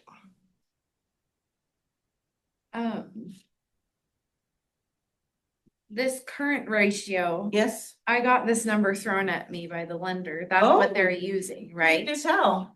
Like they're, you know, on the minimum will like loan at 1.25. Yeah, yep, that's pretty normal. And so like that's the number we kind of have to shoot for. Yep, that's pretty normal. Now I'm understanding how these are calculated. I got Yes. this number thrown at me like, oh yeah, you're at 1.25. Yeah, and you're in a position where you're like, you don't wanna ask the question because you don't wanna like I don't appear like you don't know what you're talking I about. need the small there, so it's like, but now I understand what that means. Yeah, now you can get there. 25% more than. it's Yeah, gonna so- cost you to operate for a year. Yeah, well, She Not explained it to me for exactly. every dollar that you're liable, you have $1.25 to give it back. yes. Is the way she explained it to me. Yep. That Mhm. made sense. So your current ratio is for every dollar of liabilities, you have $1.25 to cover that. Which is not great, but it's. Which is not great. Nope, that is, an acceptable level, but not fantastic. Your goal is probably a 2-to-1. I would love to get there, Yep, but make tractors cheaper. yeah, I understand. Enough Make lots house of more things money. cheaper, right? How do you guys feel about the working capital and current ratio in this example? I think they're fine. They're positive, Yeah. right? Lot. but it's Not a lot, but it's positive. Yeah. This is pretty good. New operations, small operations, operations that are needing to have some debt to function, you're looking at closer to 50%. I'm sure yeah. So, okay, we'll talk about the cash flow. So the balance sheet is that assessment of assets and liabilities at a point in time. The cash flow budget is, in this case, the projection. So we did the balance sheet as of 12/31/2025. The cash flow budget is for 2026. So January 1st to 12/31/2026 is what we are functioning on for this example. It's a statement reflecting that financial picture of the inflows and outflows for the operation moving forward. And it can be, like anything else, a consolidation of personal and business. That's kind of real life. Because a lot of that other stuff is supporting the farm anyways. That personal stuff is supporting the farm in some fashion. It's ideal if it's split, but a lot of times that's not the case. Yeah. Because the reality is, yes, like my income funnels a lot into the farm. So Yes. like we Mhm. have to keep everything together. Like I Mhm. can never separate it because I'm donating so much. Yep. So that's. We'll see it. We'll see it in the example. Okay. Yep. Yep. So what belongs on the cash flow? Monthly income, monthly expenses, land, equipment, or livestock purchases, debt payments, and family living expenses or non-farm income. There's a spot for it all on there, Mhm. for sure. Okay, use that cash flow budget to speculate increases in income or expenses. So a lot of times, once you get this cash flow budget put together, it's an Excel form that does the math for you. So you're like, okay, well, what happens if I'm able to increase my prices a little bit? Or what happens if the price of fertilizer goes up again, or fuel goes up, or whatever? You can kind of see how your operation handles that. And then maybe you can come up with a break even. So like you said, well, I have to be able to sell this much in order to cover my overhead or actual cost. You'll be able to figure that out based on that cash flow budget. Importantly, at the end of the year, so say you've done your projection for 2026. You get to the end of 2026 when you're sitting down doing your balance sheet on 12/31 because you don't need to go out on New Year's Eve. So you also then take a look at your actual income and expenses and compare them to how you did. Like your projection, okay, this is what I projected, this is what I did. Pat yourself on the back or use it as fuel to create your next cash flow budget. Because if you continue to project and not check your work, you're not going to do as good of a job projecting moving forward, right? Maybe it made sense at the time that you did it. But after you actually went through that year, you're like, oh, shoot, no, that's not how I handled buying that. I handled it buying it quarterly instead of every month or something like that. That make sense? Yeah, and at least for us, the first year was way different because we had to actually plant the first year. Yeah. So that changed this year. Yes. But what's really hard is breaking it down on a monthly basis because like I don't know how much fuel, like, or when I'm going to purchase that fuel based So on my a tank. cash flow budget is a guess and it's wrong the day after you do it. Okay. Yeah, So yeah. it's I don't know if that like- should make you feel better or worse. No, either, but like I Yeah. can do it projected for the year and Yeah. like figure out kind of how much my expenses Yep. are for the year. Like when it comes down to breaking it down month by month, I'm Well, like, and sometimes there's some shift in that. So if you have your cash flow budget put together and you're like, oh, shoot, I don't have any wiggle room for April, right? Then you can basically look at that and say, now I know I gotta be on task for April, but maybe when I get closer into the summer, I've got a little bit more wiggle room. So if my fuel is not quite in the right month, it's okay. But at least it gives you that picture to say, shoot, in April, I really gotta be on task, or maybe I need to make sure I've got some extra funds coming in to make sure that I've got a little extra room there, or something like that. So yeah, and none of them are, well, I shouldn't say none. and we only Rarely get are like cash flow paid budgets right. basically once a year, right? When we make hay and sell it, and then Yeah. after that. So Yep. it's also really hard to do in the monthly because we're really using an offline to get us through the Yes, first for part sure. to like Yep. get us into the next cycle. So Yep. it's like, I don't know, yeah. Yeah, and that's why the operating line works too, right? Like you borrow, and then you pay it back. And you start borrowing again, right? And so the cash flow budget done correctly should actually tell you how much of an operating line you need. Okay. Okay. And we'll look at that in the example. That is the basic document for determining what level of operating line you need for your operation. Right. And I know the bank figured that out, but I need to figure that out. if that Yes, makes you do. sense. Like, Yes. And that I will tell you, like I did I the can tell, I numbers. can look at your cash flow budget and tell you how much of an operating line you should ask for. I did all the math and I can figure out all the things and project the cash Yep. flow, but then I'm like, I don't really, you know. Yep. Okay.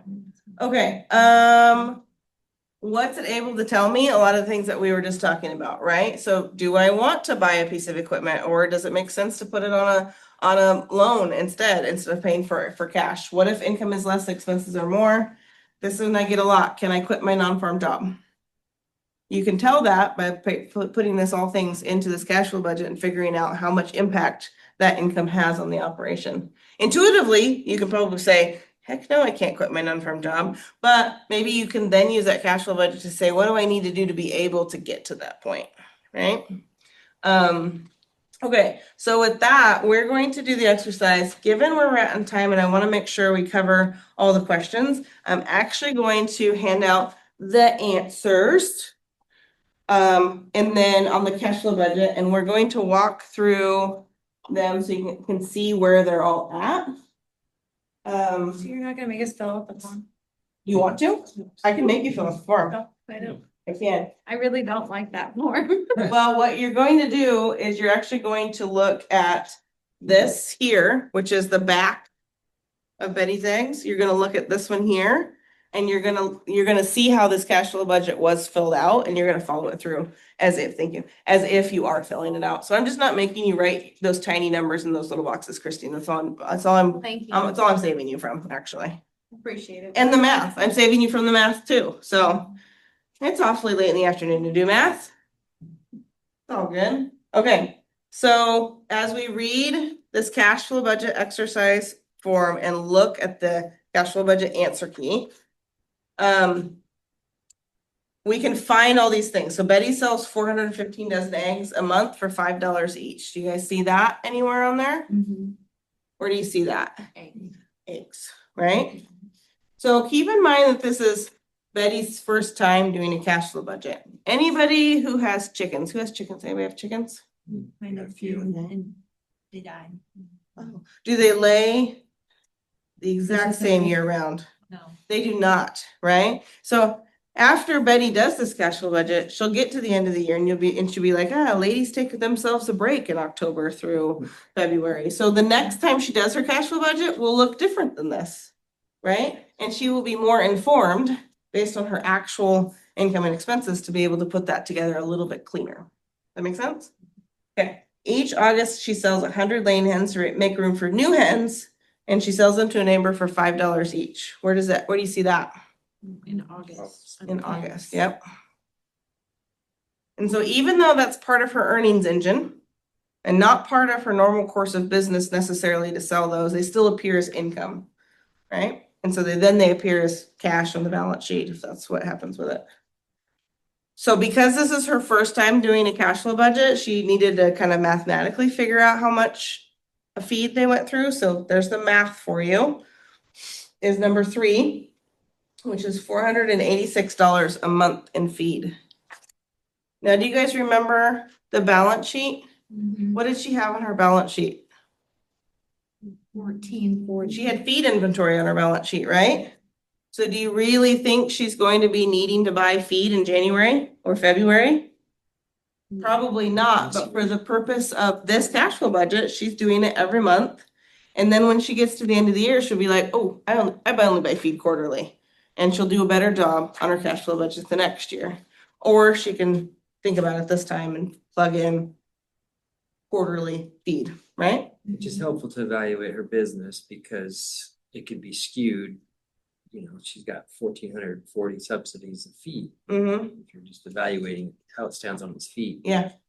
Yeah, but really what you're looking at is how it flows, how these two things talk to each other, right? You're seeing how they talk to each other. If she had had an accounts receivable on her balance sheet, so somebody had owed her money, you would see that flow in January or February of her next year's cash flow budget. Does that make sense? Yeah. So like if you guys are sitting with inventory in the warehouse as of the end of the year Yeah. and you get paid eventually, when do you get paid for that? You get paid in January, you get paid. in Okay, March. so it'll sit on your balance sheet as of 12/31. And then your cash flow budget for the next year will have it coming in those months. in those months, and those things should match. Like you should be able to pluck inventory and accounts receivable off of a balance sheet that was 12/31, which is right here. And see those things flow into the cash flow You budget. could run some dollar for dollar. scenarios that way on. For the- you sure. know, You're getting January, March, June. Because what happens if you've got a bunch of expenses going out in January and you're counting on that money to get paid in January, what happens if it doesn't Then you got and it gets paid in February? rope. Well, you can, in your cash flow budget, you can make that adjustment. It's no different than when you're getting paid for hay, right? If you're planning, when do you normally get paid for hay? Hopefully it starts in June. Okay, so what happens if it's in July Yeah. and you have to start paying people back that you owe money, pay the lender back from an operating line standpoint? You wanna make sure your operating line doesn't mature in June because you think you're gonna get paid in June. Yeah, it doesn't. Your operating line would need to mature later to give yourself some cushion, right? So it can help make business decisions based on how these things flow in from your balance sheet. Okay? Rent on the property where Betty and the chickens live is $500 a month. Do you guys see that on there? Someone could argue with me that you need to split that because you see on the bottom part where it's non-farm, you see the non-farm stuff there on the bottom? Yeah. You could argue with me that you need to split that and do 50% in non-farm and 50% in farm. Does not matter to me, just needs to be on the ballot in the cash flow budget somewhere. Whatever makes sense to you.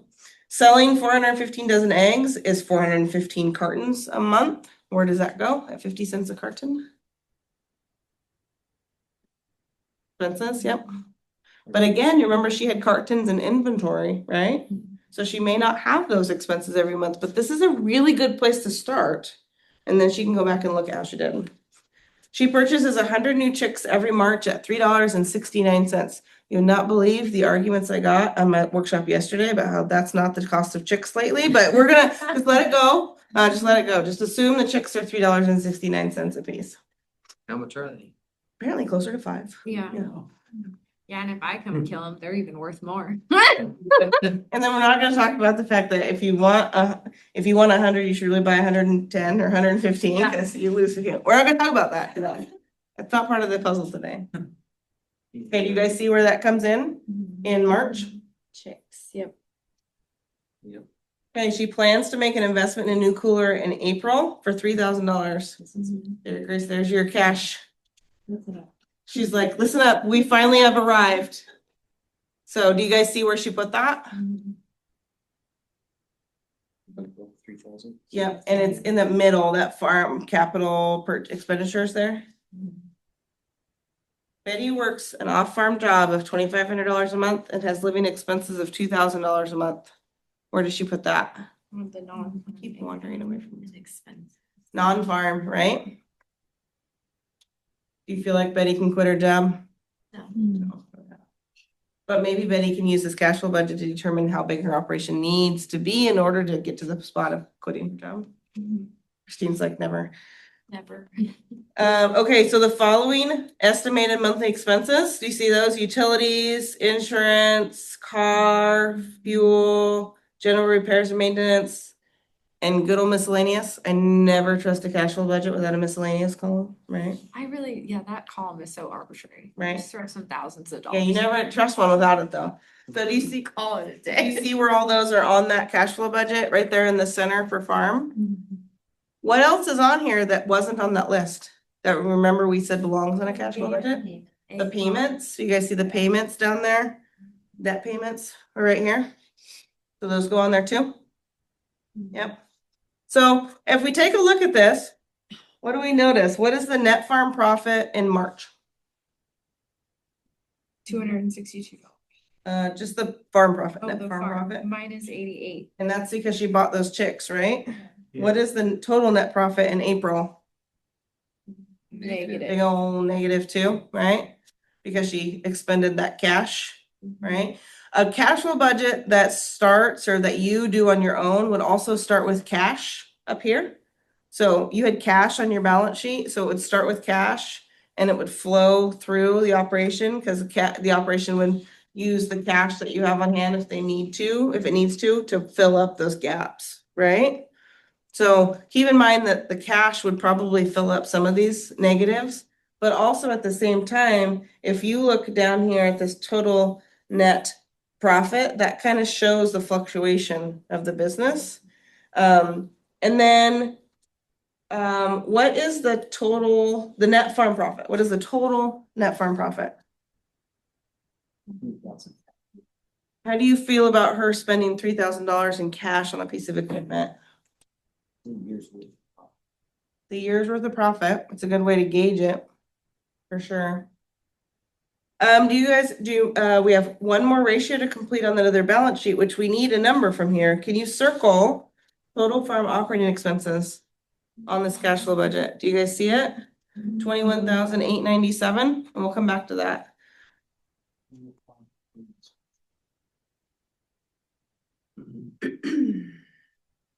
Was that same?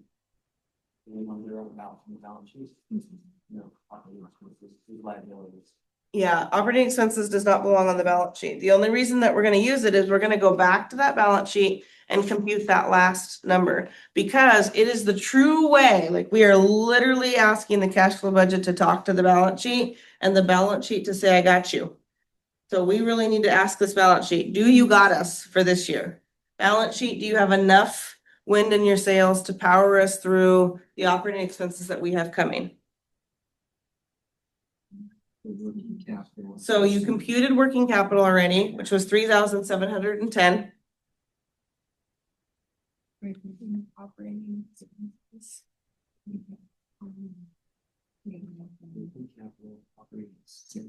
And then you put your operating expenses from your income statement in there of 21,897. What is your working capital as a percent of operating expenses? 17%. What does that tell you?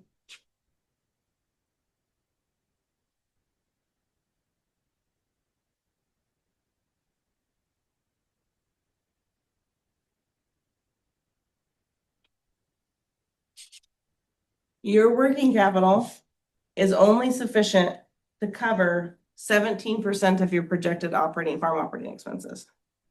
At that point in time, like that, and on December 31st. Yes, Your working capital. is only sufficient to cover for the next year. It's only sufficient to cover 17% of your projected farm operating expenses. The hens are laying eggs. I know, every day.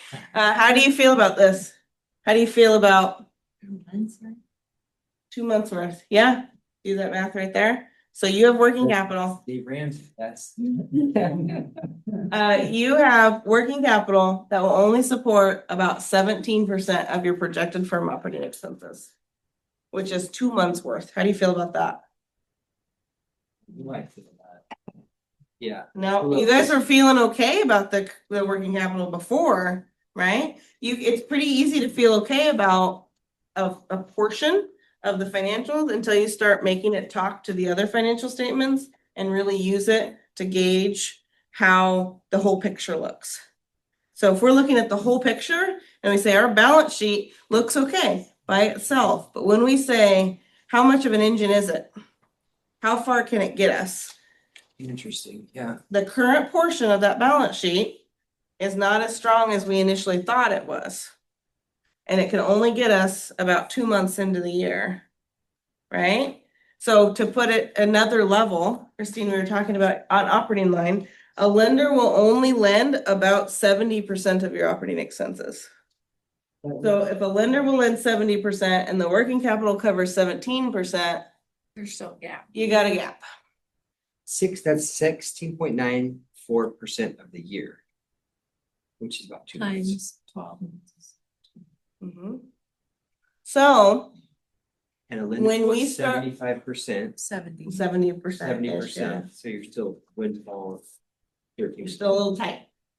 Now, your cash flow might still be able to make that work as your cash comes in, but if any of your cash is delayed, there's a problem, right? So now how do you feel knowing that the cash position on your balance sheet is a little on the weaker side? How do you feel about using $3,000 of cash to buy a piece of equipment? Good. I'm just gonna say, you go back and manipulate that cash flow estimate. Or whatever, like, we're not gonna do that Right. this year. So you really start to be able to fuel those decisions differently based on the information that you now know, right? Take it a step further. Do you think that maybe improving your working capital or your current position or your financials would be a good goal or objective in your business plan? Sure would, wouldn't it? Sure would. Does that make sense? They're like, unfortunately, yes. It does, unfortunately. So when should it be completed? Pretty much like all the time. So whether you're incurring debt, purchasing land or equipment, expanding or diversifying your business, planning for the future of the operation, all sorts of different reasons. It gets tougher. I mean, like 12-month cash flow budgets are great. It gets tougher if you try to go out further than that because there's just things that change. You just don't know. So if you can get a 12-month cash flow budget, that's like a really good spot to be. So the way we got that to talk to each other. Yeah. If I could just review that real quick. Yeah, Working capital From your balance sheet. is from the moment in time. yes. Okay, that's today, how much working capital. Divided by the operating expenses of the year Mm-hmm, from the cash flow mm-hmm. tells me It's pretty how low. much I have Yep. on hand Mhm. to cover how many months Now, of the cash. flow. Yeah, and Now, that's so, just 2 months, but not all months are created equal. I mean, we're Not all months are- nosedive right exactly. now in Yep. May. Yep. It's- so then you take this ratio and you start extrapolating it out like that, and you say, okay, but I've got income coming in. As long as that still comes in, my cash flow can still keep moving. It is just a ratio to gauge the acceptability of your working capital level. It's not a ticket to your operation not functioning, Mm. right? It is just basically a way for you to say, ooh, we're a little bit slim from a working capital and cash perspective. And give you maybe some opportunity to set some goals to improve that position. Because we all can agree that more cash and more flexibility from a current position on a balance sheet is better, right? So say you've got an opportunity to pre-buy some fertilizer because prices are gonna go up again. You gotta be a little careful about that based on your current position in your balance sheet. So if you had more cash and a higher current position in your balance sheet, it's more flexibility. You're able to take on more opportunities that way because you have the cash flexibility to do that. Is it better to do it at the time when you have the most money in your bank?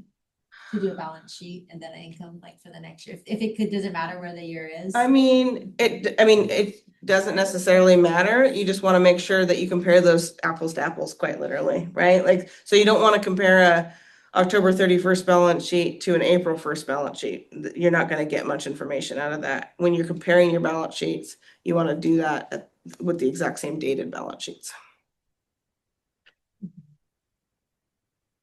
Okay, so yeah, go I had ahead. that question on Zoom. Yeah. Similar to what you just answered, basically, I mean, what is the rationale for predicting future cash flow if it's so inaccurate and it's wrong?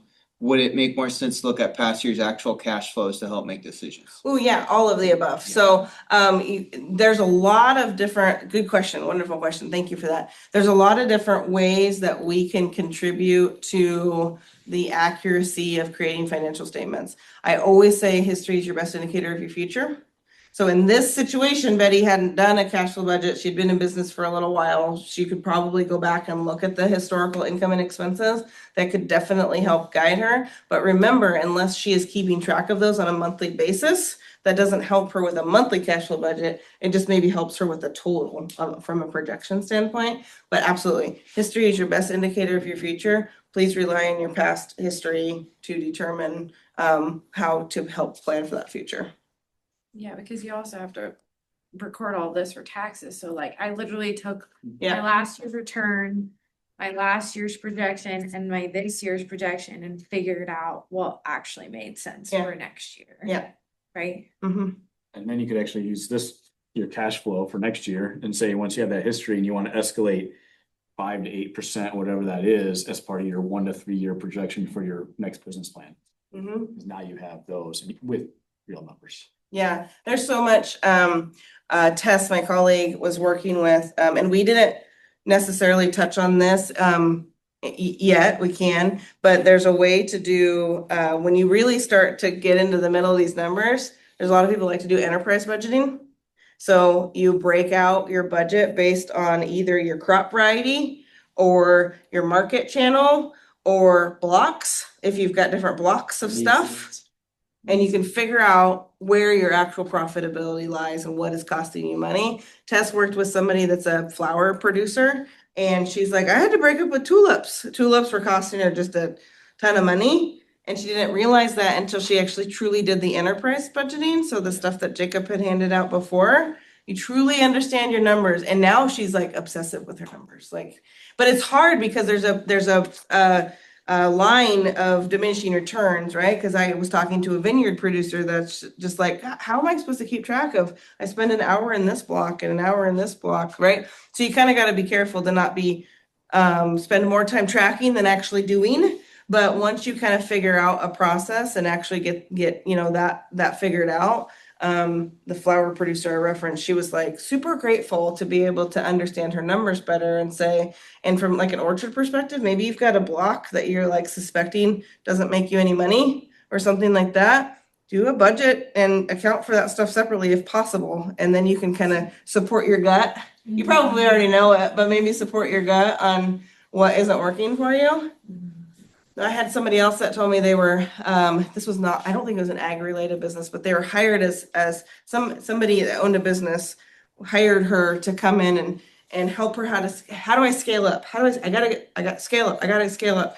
And they stepped back and said, no, you gotta step back and look at this a little bit. And it was not an issue of scale. It was an issue of where she was purchasing like from a distributor or something along those lines. And she says, if I had just helped her scale up, I was gonna help her lose more money. In a hurry, right? Escalate the money loss. And so really truly understanding those numbers and where they come from, that helps educate the future numbers that you're putting together is really key. Yes. And then we'll make sure we get through one thing that I know Grace wanted to talk about. Correct my thinking here, help me understand, profit and loss statement. Is it correct to think about that as a look back in time over a stated period? Yes. And the cash flow budget would be a look forward in time projection? Yep. It's projecting profit and loss over, in this case, 12 months. Yep. For a year. Yep. Good job. Profit and loss compared to this at the end of the year would be the same as budget to actual.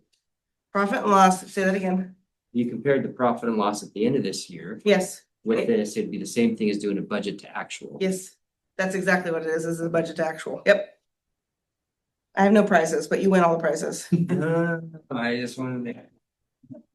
Okay, so I originally wasn't going to include these case studies, but then I remember Grace really liked these when she was here, she listened to this before. So we're gonna do just this one, so I make sure that we're done on time. I have a few others that we can talk through too.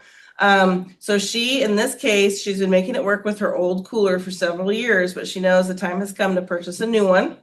The cost of the cooler is $3,000, so that's where we had it budgeted in there. She spent some time this winter cleaning up and selling old equipment around her farm. She managed to make $2,500 in February, and she now finds herself with the cash on hand to purchase the cooler outright.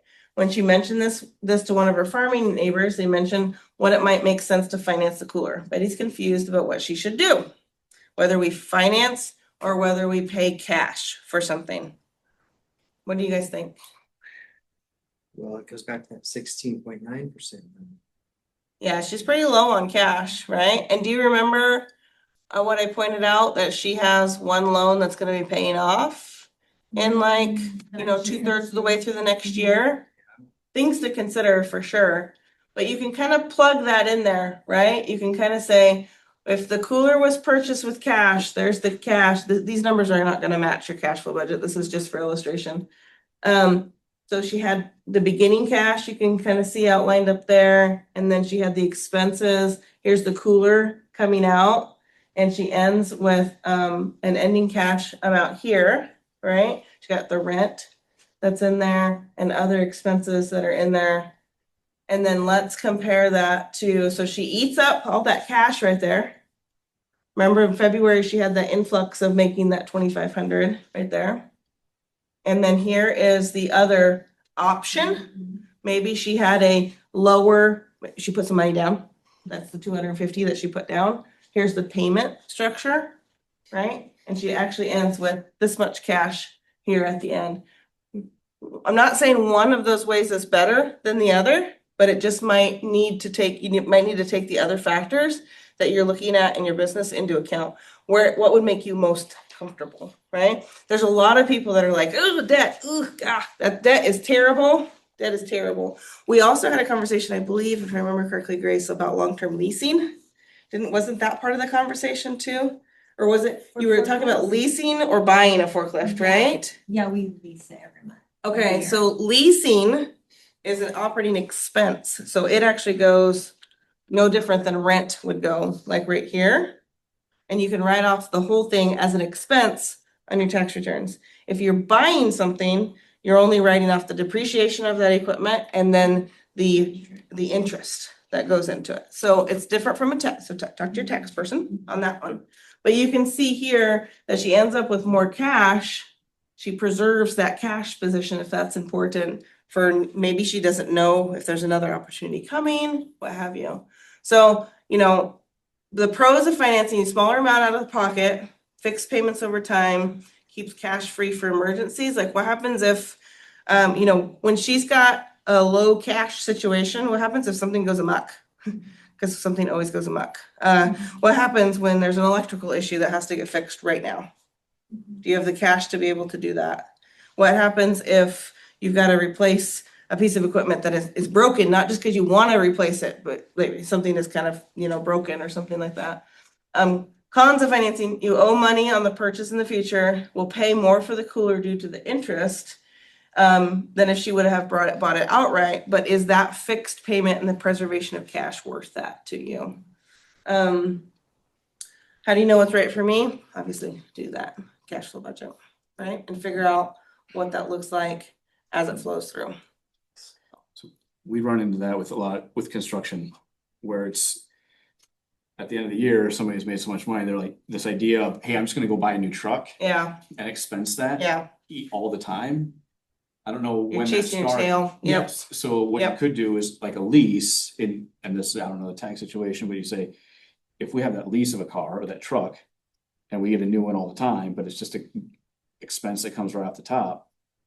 And then you actually take that money, if you need the tax deductible, and you still do like a SEP or IRA or something like that, you can still get that tax haven and have the new vehicle and have the cash, and you're paying yourself I need to instead. talk to my husband. So it's Thought process. Yeah. I think it's a farmer thing. it's something, Well, and but it's yeah, and they're- you can still get that tax benefit and have the vehicle and still have money.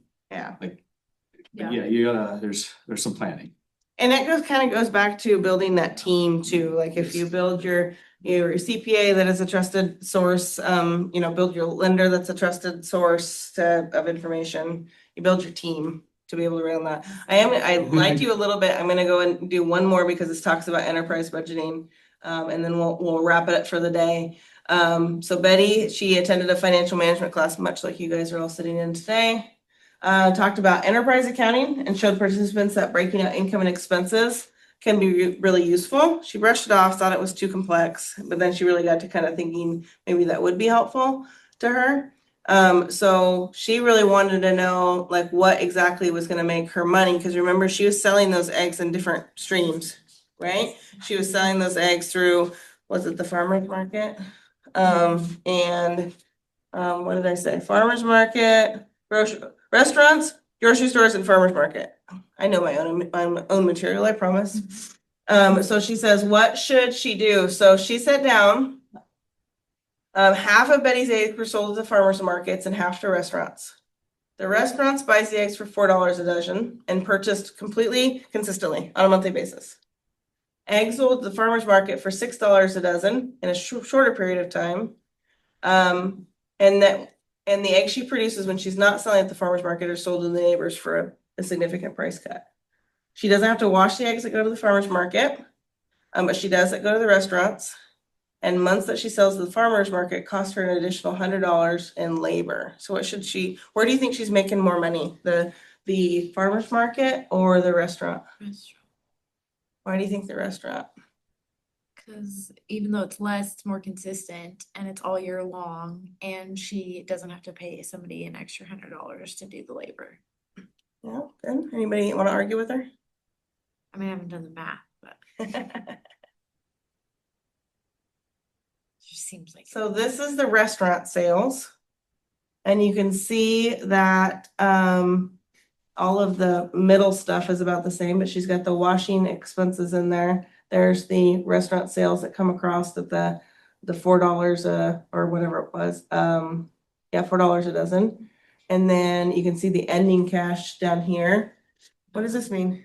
She lost money. And it's a small amount, so you probably don't actually feel it. And it's buried among your other income sources, right? So you probably couldn't actually tell. How do you come up with the starting cash? It's whatever's on your balance sheet, Okay. your cash that you have, the Okay. actual dollars that you have, yeah. Alternatively, here's her farmer's market and neighbor sales. So there's the neighbor sales, there's the farmer's market sales, neighbor sales again. Right? All of these things are still the same. Loses much money in the But why off did months. the beginning cash different than what if you started with the same beginning cash as? It was the same. 0, 0. Oh, in January, sorry, I was like, oh, got it, okay. Yep. Hmm. Take a deeper dip at the beginning of the year because the off months, but then it picks back up. Yeah. So it's just your opportunity or your encouragement to really kind of look critically at the things that you think you might know. Your gut probably is right in some cases, right? But in other cases, you might need to do a gut check. So that's really all I have for today. I can advance to resources is the only other slide, but you guys really have that here in your card that shows where to find the resources. I'll happy to answer any questions, but also please fill out the survey that you guys have in your folders there for me. That would be great. And is there any other, like 5 minutes ahead of schedule, Jacob? Look at us go. Any other questions that I can answer? All make sense? Clear as mud, they like to say? You're gonna send us, or is there online all the Word docs? Yes and yes. So I will send it to you. It might not be until next week. That's fine. This is my 5th workshop in 8 days. Oh, man. Yeah, but That's it's a different bird. And bird was yesterday. Then I went home, then I came here. Oh, what? Yeah. Too many things at home, Christine. Yeah. So yeah, I will send you all of this material, and the forms and the slide deck and the answers. So you don't have to read I never gave you guys the answers. Here's the answers to your balance sheet, in case you needed it. So you don't have to read your own handwriting. Any other questions?